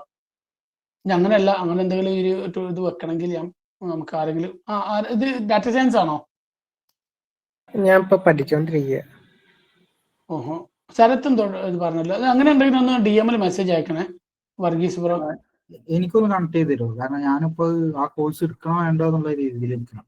ഓക്കെ, എനിക്കത് പേഴ്സണലി രണ്ടുപേരും കുറച്ച് സബ്ജക്റ്റ് അടക്കം എനിക്ക് മെസ്സേജ് അയക്കേണ്ട ഡാറ്റാ സയൻസിന്റെ ഡൗട്ടിന് വേണ്ടിയിട്ടാണ് എന്നുള്ള ലെവലിൽ. അപ്പൊ എന്താന്ന് വെച്ച് കഴിഞ്ഞാൽ എന്നാ പിന്നെ രണ്ടുപേരും കൂടി കണക്ട് ചെയ്തുകൊണ്ട് ഒരു എക്സ്പെർട്ടിനെ വെച്ച് ഒരു മീറ്റപ്പ് വെച്ച് തരാം. അങ്ങനെ എന്തെങ്കിലും ചെയ്തുതരാം. എന്നെ കൂടി ചെയ്യാൻ പറ്റിയൊക്കെ ഞാൻ ചെയ്തുതരും. ഓക്കെ, വേറെ എന്തെങ്കിലും ഉണ്ടോ? നമുക്ക് വൈൻഡപ്പ് ചെയ്താലോ? കുറെ ടൈം ആയില്ല, 1 മണിക്കൂറായില്ല. ശരത്ത് എന്തോ പറഞ്ഞല്ലോ, പറ. ഞാൻ ബേസിക്കലി ഒരു web development full stack engineer ആണ്. ഞാൻ ഒരു വർക്ക് ചെയ്തുകൊണ്ടിരിക്കുകയാണ്. അപ്പോ ആംഗുലാറും നോഡും MS SQL. അപ്പോ എത്ര വർഷമായി? ഞാൻ കഷ്ടിച്ച് ഒരു 2.5-3 വർഷമായി കഷ്ടിച്ച്. 3 വർഷം സീനിയർ എഞ്ചിനീയർ ആവാറായത്. അപ്പോ ഇതിലിപ്പോ നമ്മൾ ഈ DSA എന്ന് പറയുമ്പോൾ സത്യത്തിൽ എനിക്ക് പറഞ്ഞു കഴിഞ്ഞാൽ എന്റെ കമ്പനിയിൽ ഇപ്പോ DSA എന്ന് പറഞ്ഞ കോൺസെപ്റ്റ് ഒന്നും യൂസ് ചെയ്യുന്നില്ല. അപ്പോ ഈ DSA നമ്മൾ ഇൻകോർപ്പറേറ്റ് ചെയ്യുമ്പോൾ നമുക്ക് എന്താ നമുക്ക് ഇനി ഒരു ബെറ്റർ കരിയർ ഗ്രോത്ത് എന്നുള്ള സ്കോപ്പ് ഇതിൽ ഉണ്ടാവുമോ, അതോ ഇതൊരു എൻറ്റയർലി ഡിഫറെന്റ് ഫീൽഡ് ആണോ, അങ്ങനത്തെ ഒരു ഡൗട്ട് ഉണ്ട് എനിക്ക്. അതാണ് ഇപ്പൊ ഇതുവരെ പറഞ്ഞ കാര്യം. അതാണ് നമ്മളിപ്പോ കരിയർ ഗ്രോത്ത് എന്ന് വെച്ച് കഴിഞ്ഞാൽ നമ്മളിപ്പോ കമ്പനിയിലത്തെ യൂസേജ് മാത്രമല്ല, നമ്മളൊരു വർക്ക് ചെയ്യുകയാണെങ്കിൽ, നമ്മൾ കമ്പനിയിൽ വർക്ക് ചെയ്യുകയാണെങ്കിൽ പോലും നമുക്കിപ്പോ കമ്പനിയിൽ നമുക്ക് ഒരു ഫ്രീഡം ഉണ്ട്. മറ്റുള്ള ഫീൽഡ് പോലെയല്ല. നമുക്ക് കുറച്ചുകൂടി നമ്മൾ പ്രോഗ്രാമിംഗ്, നമ്മൾ കോഡിങ് കുറച്ചുകൂടി ബെറ്റർ ആക്കി മാറ്റാൻ വേണ്ടിയിട്ട് നമുക്ക് എല്ലാവരും സജസ്റ്റ് ചെയ്യും അല്ലേ? ചില കേസസ് വരും, ബ്ലോക്കേഴ്സ് വരും. ആ സമയത്ത് നമുക്ക് DSAന്റെ ഉപയോഗം വരും. ഇനി അതും അല്ലെങ്കിൽ നമുക്ക് എന്തായിരിക്കും, നമ്മൾക്ക് കരിയർ ഗ്രോത്ത് ഉണ്ടാവും. കരിയർ ഗ്രോത്ത് മീൻസ് ഇത്ര വലിയ പ്രോബ്ലംസ് സോൾവ് ചെയ്യുമ്പോൾ അതിൻ്റെതായിട്ടുള്ള ഡെവലപ്മെന്റ് നമ്മുടെ പ്രോബ്ലം സോൾവിങ് സ്കില്ലിൽ വരും. പിന്നെ പുതിയൊരു ഓപ്പർച്യൂണിറ്റി നോക്കുകയാണെങ്കിൽ നമുക്ക് അവിടെ ബെറ്റർ ഓപ്പർച്യൂണിറ്റിക്ക് അപ്ലൈ ചെയ്യാൻ പറ്റും. ഇപ്പോൾ ഒരു DSA ഉപയോഗിക്കാത്തൊരു സ്ഥലത്താണെങ്കിൽ DSA ഉപയോഗിക്കുന്ന സ്ഥലത്തൊക്കെ നമുക്ക് ഇന്റർവ്യൂ അറ്റൻഡ് ചെയ്യാൻ പറ്റൂലല്ലോ. കുറെ ലിമിറ്റേഷൻസ് ഉണ്ടാവില്ല, കാരണം നമുക്ക് പ്രോബ്ലം സോൾവ് ചെയ്യാൻ പറ്റൂലല്ലോ. അതാണ് ഞാൻ ഉദ്ദേശിക്കുന്നത്. ഇത് ഒരു നോൺ സ്റ്റോപ്പ് പ്രോഗ്രാം ആണ്. ഇനി ഒന്നും കൂടി അതായിട്ട് പറയാണ്, മറ്റൊരു കാര്യം കൂടി പറയാണ്. ഇതിന്റെ ആദവന്മാരെങ്ങാനും ഗൂഗിളിലോ ഫേസ്ബുക്കിലോ ആമസോണിലോ കിട്ടിയിട്ട് ചെലവ് വന്നിട്ടില്ലെങ്കിൽ ബാക്കി സ്വഭാവം മാറും കേട്ടോ.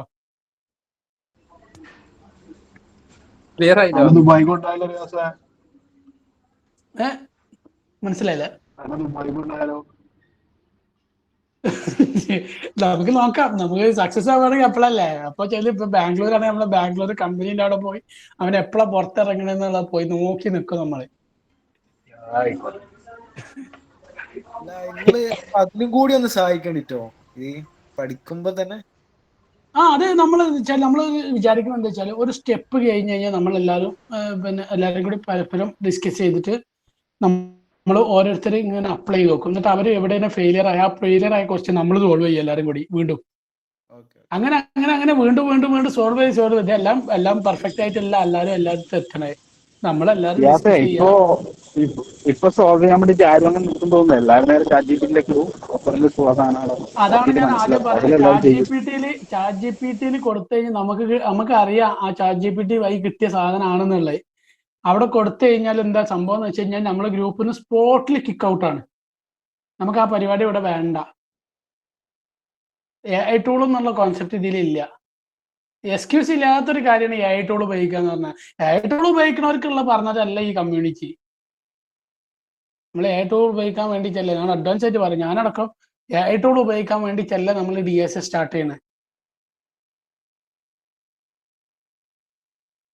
അല്ല, ഇപ്പൊ നമ്മളെ ഓരോ പോർഷൻസ് പഠിക്കുന്ന സമയത്ത് നമ്മൾക്ക് അതൊരു ഡൗട്ട് ഉണ്ട്. അതായത് നമ്മളിപ്പോ ChatGPT പോയി സെർച്ച് ചെയ്തിപ്പോ ഒരു എന്താ അറയെ കുറിച്ച് പഠിക്കാനാണെങ്കിലും അങ്ങനെ പഠിക്കുമ്പോൾ പഠിച്ചോളൂ നമ്മൾ പഠിച്ചോളൂ നിങ്ങൾ ഗൂഗിൾ പ്രോബ്ലംസ് ചെയ്യുന്നതാണോ നല്ലത്, അതോ ChatGPT ആണോ നിങ്ങൾ prefer എന്നാണ്? ഏതിൽ നോക്കി പഠിച്ചാലും ഒരു കുഴപ്പമില്ല. പക്ഷെ പ്രോബ്ലം നിങ്ങൾ ചെയ്ത് ഔട്ട്പുട്ട് തരുന്ന പ്രോബ്ലം ഉണ്ടല്ലോ, പ്രോബ്ലം നിങ്ങൾക്ക് ഒരു ക്വസ്റ്റ്യൻ തന്നിട്ട് ആ പ്രോബ്ലം ഞാനടക്കം ചെയ്യുന്ന ഒരു സൊല്യൂഷൻ ഉണ്ടാവും. നമ്മൾ സ്വന്തം ബുദ്ധി ഉപയോഗിച്ചിട്ട് സോൾവ് ചെയ്യുന്ന ഒരു ക്വസ്റ്റ്യന്റെ ആൻസർ ഉണ്ടാവും. ആ ക്വസ്റ്റ്യൻ കൊടുത്തിട്ട് അതിന്റെ ആൻസർ ChatGPT വെച്ച് ചെയ്യുകയാണെങ്കിൽ സ്വഭാവം മാറും. അത്രേ ഉള്ളൂ. അല്ലാതെ നിങ്ങൾ പഠിക്കാൻ വേണ്ടിയിട്ട് അറേ എന്താണ്, അറയിൽ എന്തൊക്കെ കോൺസെപ്റ്റ് ഉണ്ട്, ഇനിയിപ്പോ ഒരു വേറെ ക്വസ്റ്റ്യൻ കൊടുക്കുകയാണ്, ഈ ഒരു അറയിൽ ഇങ്ങനെ കാര്യങ്ങളൊക്കെ ചെയ്യുന്നുണ്ട്, അതിന് എക്സാമ്പിൾ ക്വസ്റ്റ്യൻസ് തരിക, അതിന് ആൻസേഴ്സ്, അങ്ങനെയൊക്കെ നിങ്ങൾക്ക് മനസ്സിലാക്കി വെക്കാം. പക്ഷെ നമ്മൾ തരുന്ന പ്രോബ്ലംസ് ഒരിക്കലും AI ടൂൾ വെച്ച് നിങ്ങൾ ചെയ്യാൻ പറ്റൂല, സമ്മതിക്കൂല. അത് AI റിലേറ്റഡ് അല്ല. അത്രേ ഉള്ളൂ. കോൺസെപ്ച്വലി നിങ്ങൾ പഠിക്കണമെങ്കിൽ AI ടൂൾ ഉപയോഗിക്കണം. നിങ്ങൾ ഒരു 1.5 മണിക്കൂർ 2 മണിക്കൂർ പഠിക്കുന്ന സാധനം ചിലപ്പോൾ നിങ്ങൾ ChatGPT കൊടുത്തു കഴിഞ്ഞാൽ 10 മിനിറ്റോട് പരിപാടി ചെയ്യും, പഠിക്കാൻ പറ്റും നിങ്ങൾക്ക് കോൺസെപ്റ്റ്. അത്രേ ഉള്ളൂ. അല്ലാതെ നമ്മൾ തരുന്ന ക്വസ്റ്റ്യൻസ് ഒരിക്കലും AI ടൂൾ ഉപയോഗിക്കാൻ പാടില്ല. കോൺസെപ്റ്റ് നിങ്ങൾ പലയിടത്തുനിന്നും എങ്ങനെ വേണമെങ്കിലും പഠിക്കാം.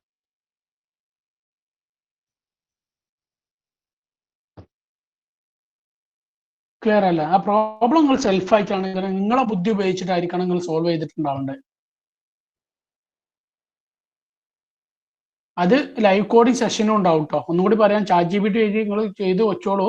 പക്ഷെ ഉടായ്പ ഞങ്ങൾ പൊക്കും, ലൈവ് കോഡ് ചെയ്ത് നിങ്ങളെ കൊണ്ട് ചെയ്യിപ്പിക്കുക വേറൊരു മെത്തേഡിൽ. ഹലോ, ഈ ഡൗട്ട് തുടങ്ങിയാനുള്ള സെഷൻ അതാണ്. ലൈവായിട്ട് നമ്മൾ എല്ലാവരും കൂടി ഇരിക്കുന്ന സമയത്ത് അവനെ കൊണ്ട് കോഡ് ചെയ്ത് അവനെ കൊണ്ട് ചെയ്യിപ്പിക്കുക. അപ്പൊ ഉടായ്പ നിർത്തല്ലോ, ഞാനടക്കം. ഹലോ, എന്താ ലീവ് ചെയ്തോട്ടെ? പറഞ്ഞോളൂ, കുഴപ്പമില്ല. പിന്നെ ബ്രോ ഒരു ഡൗട്ട്, പറഞ്ഞു. ഈ അൽഗോരിതം എന്ന് പറഞ്ഞ സത്യത്തില് അത് സോൾവ് ചെയ്യാനുള്ള വേ അല്ല? ശരിയാണ്. നമ്മൾ അൽഗോരിതം എന്ന് പറഞ്ഞു കഴിഞ്ഞാല് നമ്മള് ഇപ്പൊ പിന്നെ കൊച്ചിയിൽ നിന്ന് തിരുവനന്തപുരം പോകണം, ഇന്ന വഴിക്ക് കൂടെ ഒക്കെ പോകണം, ഇന്ന കാര്യങ്ങളൊക്കെ ശ്രദ്ധിക്കണം, അത് പറഞ്ഞു കൊടുക്കുകയാണ്. ആ വഴിയാണ് അൽഗോരിതം. അപ്പൊ അതും ഈ നമ്മൾ ഒപ്റ്റിമൈസ് കോഡൊക്കെ അത് തമ്മിൽ ബന്ധമുണ്ടോ? പിന്നെ നമ്മളിപ്പോ അങ്ങനെ പോകാൻ പറ്റും. എന്ന് വെച്ചാൽ നമ്മൾ മൈസൂർ വഴി തമിഴ്നാട് വഴി അങ്ങനെ പോകാൻ പറ്റും. അല്ല, നമ്മുടെ ആശാനിടാ ഫർഹാനായിട്ട് നമ്മളൊരു മറ്റൊരു മെൻഡർ. അത് ശരി, നിങ്ങൾ ഇവിടെ ഉണ്ടായിരുന്നു, ഞാൻ കണ്ടിട്ടില്ല കേട്ടോ. പോയാ ലെഫ്റ്റ് അടിച്ചാ? അത് ശരി. ഫർഹാൻ, നമുക്കൊരു ഒരു കരിക്കുലം തയ്യാറാക്കണം കേട്ടോ, ഒന്ന് കൂടെ നിൽക്കണം. നിങ്ങൾ ഓൾറെഡി കുറച്ച് ക്വസ്റ്റ്യൻസ് അയച്ചു. ഞാൻ അതിൻ്റെ ഒരു അഡ്മിൻ ടീം ഉണ്ട്, അതിലേക്ക് നിങ്ങൾ ആഡ് ചെയ്യുന്നുണ്ട് കേട്ടോ. അപ്പൊ എന്താ വെച്ചാൽ നമുക്കൊരു കരിക്കുലം തയ്യാറാക്കണം. ഇതിൽ ആർക്കും സജഷൻ ഇതിൽ അഡ്മിനിസ്ട്രേറ്റീവ് വെച്ചേച്ച പവർ ഒന്നും ഇല്ല കേട്ടോ. ഞങ്ങൾ അങ്ങനെ ചിന്തിക്കേ വേണ്ട. ഇതിപ്പോ ഞങ്ങൾക്കൊരു കരിക്കുലം തയ്യാറാക്കണ വിലക്കുള്ളൂ. അത് കഴിഞ്ഞാൽ ഞങ്ങൾ അഡ്മിൻ ടീമും പിരിച്ചുവിടും. എന്നിട്ട് നമ്മൾ ഒറ്റ ടീമായിട്ടാണ് വർക്ക് ചെയ്യുക. സ്റ്റാർട്ടിങ് ആയതുകൊണ്ട് മാത്രമാണ്.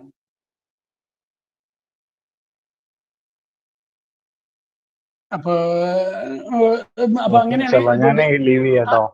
അതില് വേറെ ഇഷാക്കിന് DSA കുറിച്ച് അറിയുന്നുണ്ടെങ്കിൽ, ആരൊക്കെ കുറച്ചൊക്കെ DSA കുറിച്ച് അറിയുന്ന ആൾക്കാരുണ്ടെങ്കിൽ ഒന്ന് പേഴ്സണലി വരാം.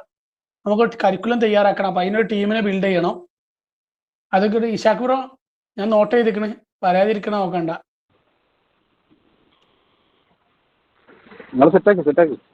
നിങ്ങളല്ല, നിങ്ങളും വരി. പേഴ്സണലി വരി, നമുക്ക് കരിക്കുലൊക്കെ തയ്യാറാക്കണം. ഓക്കെ, അപ്പൊ അങ്ങനെയാണ് ഇതിന്റെ ഒരു വഴി. പിന്നെ ബ്രോ ചോദിച്ചില്ലേ അൽഗോരിതത്തിന് എന്താ പ്രത്യേകത? നമ്മൾ കോയമ്പത്തൂർ വഴി, പിന്നെ കർണാടക വഴി, അല്ല നമ്മൾക്ക് വയനാട് വഴി, കർണാടക വഴി, തമിഴ്നാട് വഴി എറണാകുളത്തേക്ക് പോവാം. നേരിട്ട് ഇപ്പൊ കോഴിക്കോട് നിന്നാണെങ്കിൽ ചമ്രവട്ടം വഴി നേരെ കൊടുങ്ങല്ലൂർ വഴി അങ്ങനെ എറണാകുളത്തേക്ക് പോവാം, തൃശ്ശൂർ വഴി. ഇതിൽ ഏത് വഴി നമ്മൾ ചൂസ് ചെയ്യാം? കോഴിക്കോട് നിൽക്കുന്ന ഒരാളാണെങ്കിൽ നമ്മളെ കേരളത്തിനുള്ളിൽ കൂടി പോകുന്നല്ലോ ഒക്കെ. അതല്ലേ എളുപ്പം. അതാണ് അൽഗോരിതം. നമ്മൾ ഏറ്റവും നല്ല വഴി ചൂസ് ചെയ്യാന്നുള്ളതാ.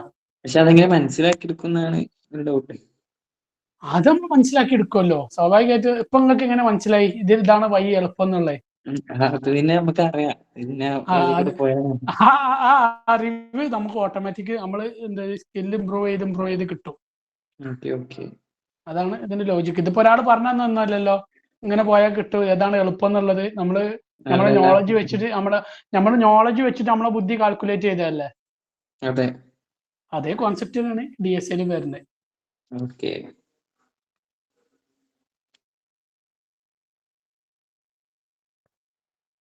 വേറെ എന്തെങ്കിലും ഉണ്ടോ? നമുക്ക് വൈൻഡപ്പ് ചെയ്താൽ.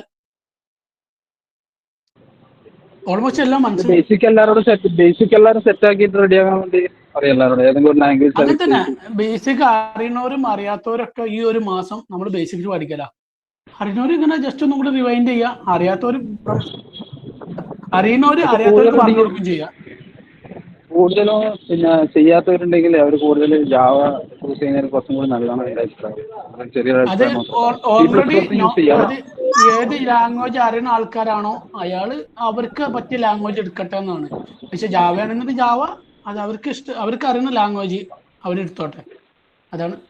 പിന്നെ ഏതൊരു ലാംഗ്വേജിൽ ഒരു കോമൺ കോൺസെപ്റ്റ് ആണല്ലോ, വ്യത്യാസമൊന്നുമില്ലല്ലോ, ഒരു കോമൺ ഒരു ഐഡിയ ഉണ്ട്. കോൺസെപ്റ്റ് കോമൺ ആണ്, പക്ഷേ ഈ നമ്മൾ C++ ഒന്നും ചെയ്യുമ്പോഴില്ല അതിൽ അത് മെമ്മറി ഒരുപാട് നമ്മൾ മാനേജ് ചെയ്യാൻ ഞാൻ അതുകൊണ്ടാണ് പറഞ്ഞത് ഒബ്ജക്റ്റ് ഓറിയന്റഡ് പ്രോഗ്രാമിംഗ് എടുത്താൽ മതി. CPP എടുക്കണം ഞാൻ സജസ്റ്റ് ചെയ്യുന്നില്ല. അതുകൊണ്ടാണ് ഞാൻ പറഞ്ഞത് ഓപ്സ് ലാംഗ്വേജ് എടുത്താൽ മതി. നമുക്ക് ലോജിക് മാത്രമേ ഉള്ളൂ, അല്ലെ സിന്റാക്സിന്റെ പുറകിൽ നമ്മൾ ഇങ്ങനെ സിന്റാക്സിന്റെ പുറകിൽ നമുക്ക് നടക്കാൻ ടൈം കിട്ടൂല. അതുകൊണ്ടാണ് ഞാൻ പറഞ്ഞത് നമുക്ക് ഓപ്സ് ലാംഗ്വേജ് മാത്രം എടുത്താൽ മതി എന്ന് ഞാൻ ഫസ്റ്റ് മീറ്റിന്റെ തുടക്കത്തിൽ തന്നെ പറഞ്ഞിട്ടുണ്ട് ആ കാര്യം.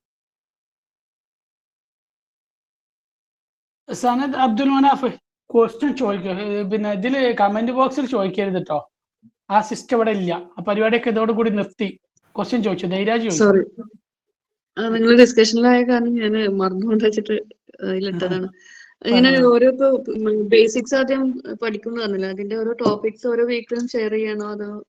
അതെ, നമ്മളെല്ലാവരും ഷെയർ ചെയ്യും. നമ്മൾക്ക് ഗ്രൂപ്പിൽ ഷെയർ ചെയ്യും, ഇന്ന വീക്കിൽ ഇന്നതാണ് പഠിക്കുന്നത്. എന്നിട്ട് ആ വീക്കിൽ നമ്മൾ റിവ്യൂ നടത്തും. ആ ഒരു ഗ്രൂപ്പായിട്ട് തിരിച്ചിട്ടുണ്ട്. ആ ഗ്രൂപ്പുകൾക്ക് ഒരു സബ് ഗ്രൂപ്പ് ഉണ്ടാക്കും. എന്നിട്ട് നിങ്ങൾ ആ ഗ്രൂപ്പിൽ ഡിസ്കസ് ചെയ്യും. എന്നിട്ട് ആരെങ്കിലും ഒരാൾ ആ ഗ്രൂപ്പിൽ നിന്ന് അവതരിപ്പിക്കും. എല്ലാവരും പഠിച്ചതിന് ശേഷം പരസ്പരം റിവ്യൂ ചെയ്യണം, ഒരു കമ്പൈൻ സ്റ്റഡി മോഡൽ. ഇത് ഇപ്പൊ ഓരോ ടോപ്പിക്സ് പഠിച്ച് അത് റിലേറ്റഡ് ആയിട്ടുള്ള പ്രോബ്ലംസ് ചെയ്യുക അങ്ങനെയാണോ, അതോ ഫുൾ ടോപ്പിക്സ് പഠിച്ചു കഴിഞ്ഞതിന് ശേഷം പിന്നെ പ്രോബ്ലംസ് മാത്രം അങ്ങനെയാണോ? അങ്ങനെ ടോപ്പിക്സ് പഠിച്ചു കഴിയും. ആദ്യം ഇനീഷ്യലി നമ്മൾ ബേസിക്സ് ഒക്കെ കവർ ചെയ്യും, എന്തൊക്കെയാണ് കോൺസെപ്ച്വലി കംപ്ലീറ്റ് ചെയ്യും. പിന്നെ പ്രോബ്ലം സോൾവിങ് മാത്രം. അതായത് നമ്മളിപ്പോ ഒരു വീടുണ്ടാക്കുമ്പോൾ ആദ്യം തറ സെറ്റ് ആക്കണമല്ലോ, ആ ഒരു കോൺസെപ്റ്റ് ആണ് ഈ ഒരു മാസം. നമ്മൾ ബേസിക്സ് ഒരു ക്വസ്റ്റ്യൻ കാണുമ്പോൾ നമുക്കത് ഏത് മെത്തേഡ് അല്ലെങ്കിൽ അത് ഏത് യൂസ് ചെയ്തിട്ട് ചെയ്യേണ്ടതെന്ന് ചില ക്വസ്റ്റ്യൻസിൽ ഇപ്പൊ ഇതൊക്കെ സ്ലൈഡിംഗ് വിൻഡോ അങ്ങനത്തെ ഒക്കെ ഓരോ പ്രോബ്ലംസ് ഉണ്ടാവും. ഇപ്പൊ അറേ ആണോ ഫ്ലോ ആണോ അങ്ങനെയൊക്കെ നമ്മൾ എങ്ങനെ അറിയാം? നമുക്ക് പ്രോബ്ലം കാണുമ്പോൾ ഏത് യൂസ് ചെയ്ത് നമ്മൾ ക്വസ്റ്റ്യൻ കാണുമ്പോൾ തന്നെ ഓൾമോസ്റ്റ് എല്ലാം മനസ്സിലാവും. എന്നിട്ട് മനസ്സിലാവണില്ല എന്നുണ്ടെങ്കിൽ നമ്മൾ ഈ ക്വസ്റ്റ്യനെ കുറിച്ച് മനസ്സിലായ ഒരാൾ എന്തായിരിക്കും അതിനുള്ള ടിപ്പ് പറയും, ഇന്ന രീതിയിലായിരിക്കും എന്നുള്ളത്. അപ്പൊ പിന്നെ നമ്മൾ സ്വന്തം ബുദ്ധിയായിട്ട് കണ്ടുപിടിക്കുക. അങ്ങനെ ടിപ്പ് ബേസിൽ മാത്രം. കാരണം എക്സാക്ട് പ്രോബ്ലംസിന് സൊല്യൂഷൻ ആരും ഇവിടെ പറയുന്ന പരിപാടി ഇല്ല. ഇനി ഒരു ഗതി ഇല്ല എന്നുണ്ടെങ്കിൽ മാത്രമേ നമ്മൾ പരസ്പരം ഷെയർ ചെയ്യുള്ളൂ ആ സൊല്യൂഷൻ. കാരണം നമ്മൾ സ്കിൽ ഇമ്പ്രൂവ് ചെയ്യാനുള്ളൊരു പരിപാടിയല്ല. അത് പ്രോബ്ലംസിന് സൊല്യൂഷൻ പറഞ്ഞു കഴിഞ്ഞാൽ സൊല്യൂഷൻ പറയണോന്നെന്നും പറഞ്ഞുകൊണ്ടിരിക്കും, അറിയാത്തവനൊന്നും അറിയാതിരിക്കും. അതില്ല, ആ പരിപാടി ഇല്ല.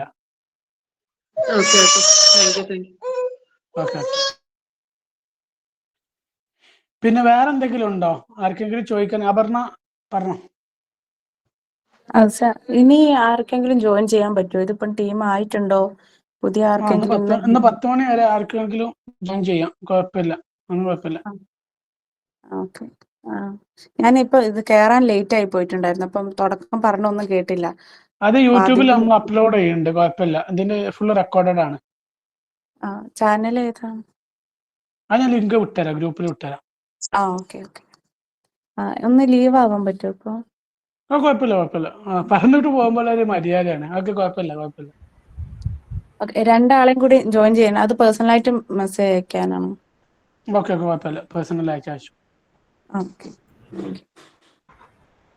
ഒരു ഡൗട്ടും പാടുണ്ട്. നമ്മൾ ഈ ഒരു കാര്യം അതിന്റെ ഇത് നോക്കിയപ്പോഴേ ഞാൻ SK എന്നാണ് കാണുന്നത്.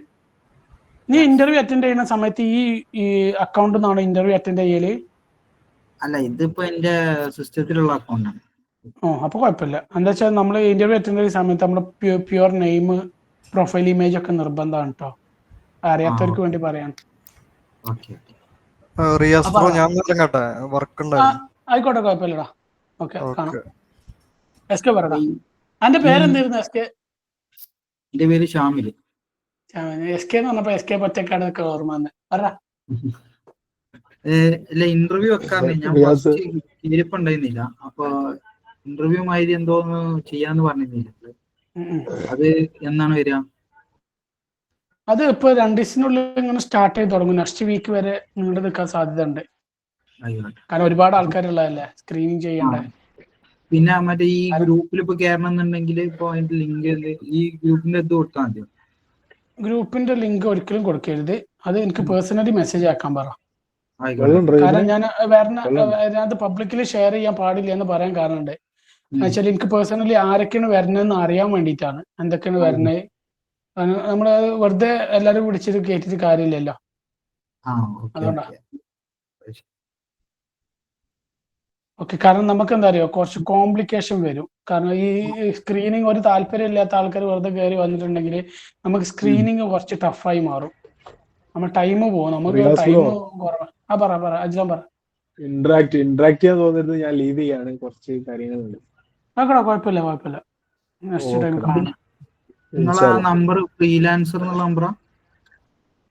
അല്ല, എന്റെ നമ്പർ ഈ ഗ്രൂപ്പില്ലേ അപ്പൊ നിക്കണ ആ ഗ്രൂപ്പിൽ അഡ്മിനിൽ ഉണ്ടാവും എന്റെ നമ്പർ. നിങ്ങളെ പേരിനെ കൊടുത്തതിന്റെ പേര്? എന്റെ പേര് റിയാസ് പുല്ലൂർ എന്നാണ് കൊടുത്തിട്ടുണ്ടാവുക. ഞാനൊരു ഇവിടെ കക്കാടംപോയിലേറ്റ് നിൽക്കണ ഒരു ഇമേജ് ആയിരിക്കുന്ന സാധ്യത. ഒരു എക്സ്പ്ലോർ ചെയ്യാൻ പോയ ടൈമിൽ ബാക്ക് ഇമേജ്. ഡ്രീം അതാണോ? അതന്നെ ആയിരിക്കും. അതാണ് ഫ്രീലാൻസർ. ഓക്കെ. അപ്പൊ നമുക്ക് വേറെ എന്തെങ്കിലും ഉണ്ടോ? അതിന്റെ ചെയ്യണോ? കാരണം വൈൻഡപ്പ് ചെയ്താലോ? ഏകദേശം തീരുമാനമായിട്ടുണ്ട്. ഒരുപാട് ടൈം പോയി. വരായില്ല. ഓക്കെ, നമുക്ക് വൈൻഡപ്പ് ചെയ്താലോ? എല്ലാവരും ഒന്ന് ഹാൻഡ് റൈസ് ചെയ്യുകയാണെങ്കിൽ, അല്ലെങ്കിൽ ഡൗട്ട് ഉണ്ടെന്നുണ്ടെങ്കിൽ ഇപ്പൊ തന്നെ ചോദിക്കോ കേട്ടോ. പെട്ടെന്ന് വൈൻഡപ്പ് ചെയ്യണം. സ്ക്രീനിങ് ടെസ്റ്റ് എപ്പോഴാ, എങ്ങനെയാണ്? അത് നമ്മൾ അഡ്മിനെ ഡിസ്കസ് ചെയ്യണം. എന്തായാലും എപ്പോഴാണ് എങ്ങനെയാണെന്നുള്ളത് ഈവനിങ് തന്നെ ആയിരിക്കും. എന്തായാലും രാത്രി ഇപ്പൊ ഈ ടൈം ഉണ്ടല്ലോ, അതായത് 7 to 9 ആ ടൈമിൽ തന്നെ ആയിരിക്കും. അത് നിങ്ങൾക്ക് അഡ്വാൻസ് ആയിട്ട് വാട്സാപ്പിൽ കണക്ട് ചെയ്യും. നിങ്ങളെ അവൈലബിലിറ്റി എപ്പോഴാണ് നോക്കിയിട്ട്. അപ്പൊ നമ്മള് അവൈലബിൾ ഇതിൽ പല ആൾക്കാർ വർക്ക് ചെയ്യുന്ന ആൾക്കാർ. അപ്പൊ അവര് അവൈലബിൾ ആവുന്ന ടൈം നിങ്ങൾ അവൈലബിൾ ആവുന്ന ടൈമിലായിരിക്കും ഇത് ഉണ്ടാവുക. എന്തായാലും 1 വീക്കിൽ ഇതൊക്കെ തീർക്കണം. നമുക്ക് നെക്സ്റ്റ് വീക്ക് ആകുമ്പോഴത്തേന് ഏകദേശം കരിക്കുലം തയ്യാറാക്കണം. നമുക്ക് ടൈം ഇച്ചിരി കുറവാണ്. അപ്പൊ ഒക്കെ തീർത്ത് നമുക്ക് സ്റ്റാർട്ട് ചെയ്യണം നെക്സ്റ്റ് വീക്ക് ആകുമ്പോഴത്തേന്. അതാണ് പ്ലാൻ. ഇനീഷ്യൽ പ്ലാൻ അതാണ്.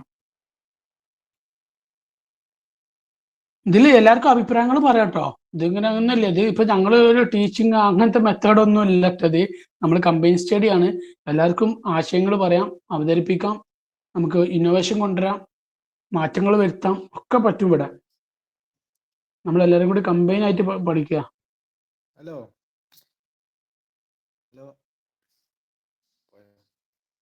പറഞ്ഞോ. ഈ യൂട്യൂബിൽ ഇടുന്നതിനേക്കാളും ഒന്നുകൂടി നല്ലത് ഒന്ന് ഡോക്യുമെന്റ് ആയിട്ട് ഗ്രൂപ്പിലേക്ക് തന്നെ അയക്കുന്നതാണെന്ന് തോന്നുന്നു. വീഡിയോ ഇത് എത്ര GB ഉണ്ടാവും? ഏകദേശം ഒരു 1.5 GB ഉണ്ടാവും ഇതിന്റെ അതല്ല, ടെക്സ്റ്റ് ആക്കി ഇട്ടാ മതി. അതൊന്നുകൂടി മനസ്സിലാവട്ടെ യൂട്യൂബിൽ. അത് എനിക്ക് തോന്നുന്നില്ല ഇത്ര ടൈമിന് നമ്മൾ ചാറ്റ് ചെയ്ത് ടെക്സ്റ്റ് ആക്കി ഇടാൻ പറ്റും എന്നുള്ളത്. അത്ര ടൈം നമ്മൾ ഡിസ്കസ് ചെയ്തിട്ടുണ്ട്. പിന്നെ ഒരു ഓവർവ്യൂ കിട്ടിയിട്ടുണ്ടാവുമല്ലോ എല്ലാവർക്കും. പിന്നെ എന്തായാലും ഒരു ടെക്സ്റ്റ് മെസ്സേജ് നമ്മൾ എന്തായാലും സ്ക്രീനിങ് പ്രോസസ്സ് കഴിഞ്ഞാൽ എന്തായാലും ഗ്രൂപ്പിലിടും. അതിന്റെ ഒരു ബൈലോ, ഈ ഗ്രൂപ്പിന് ഒരു ബൈലോ വരാണ്ട് കേട്ടോ. ഒരു നിയമാവലി ഉണ്ട് വരാൻ പോണ. ആ നിയമാവലി അംഗീകരിക്കുന്ന ആൾക്കാർക്ക് മാത്രമേ ഇതിൽ കണ്ടിന്യൂ ചെയ്യാൻ. നിയമാവലി ഇത്രേ ഉള്ളൂ. ഞാൻ പറഞ്ഞില്ല, കണ്ടിന്യൂസ് ആയിട്ടുള്ള കുറച്ച് പങ്കെടുക്കൽ നിർബന്ധമാണ്. ഇൻ കേസിൽ 1, 2, 3 വീക്ക് ലേറ്റ് ആയിട്ടുണ്ടെങ്കിൽ പ്രോപ്പർ റീസൺ കാണിക്കണം.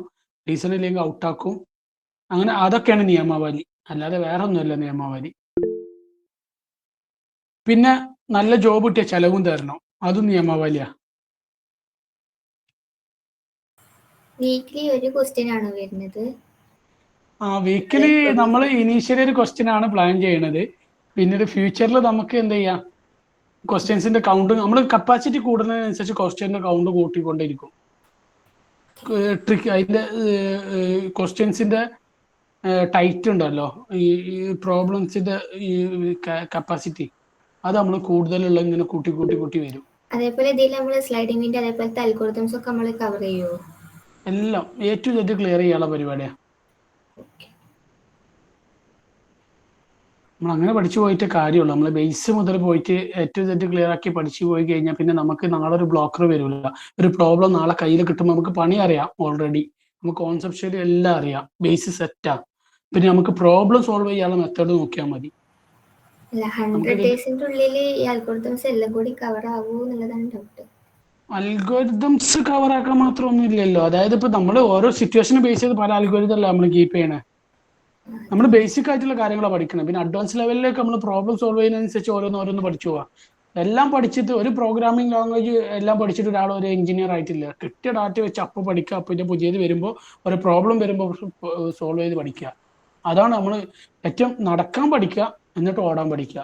നടക്കാൻ പഠിക്കാൻ നമ്മൾ ചെയ്യണേ.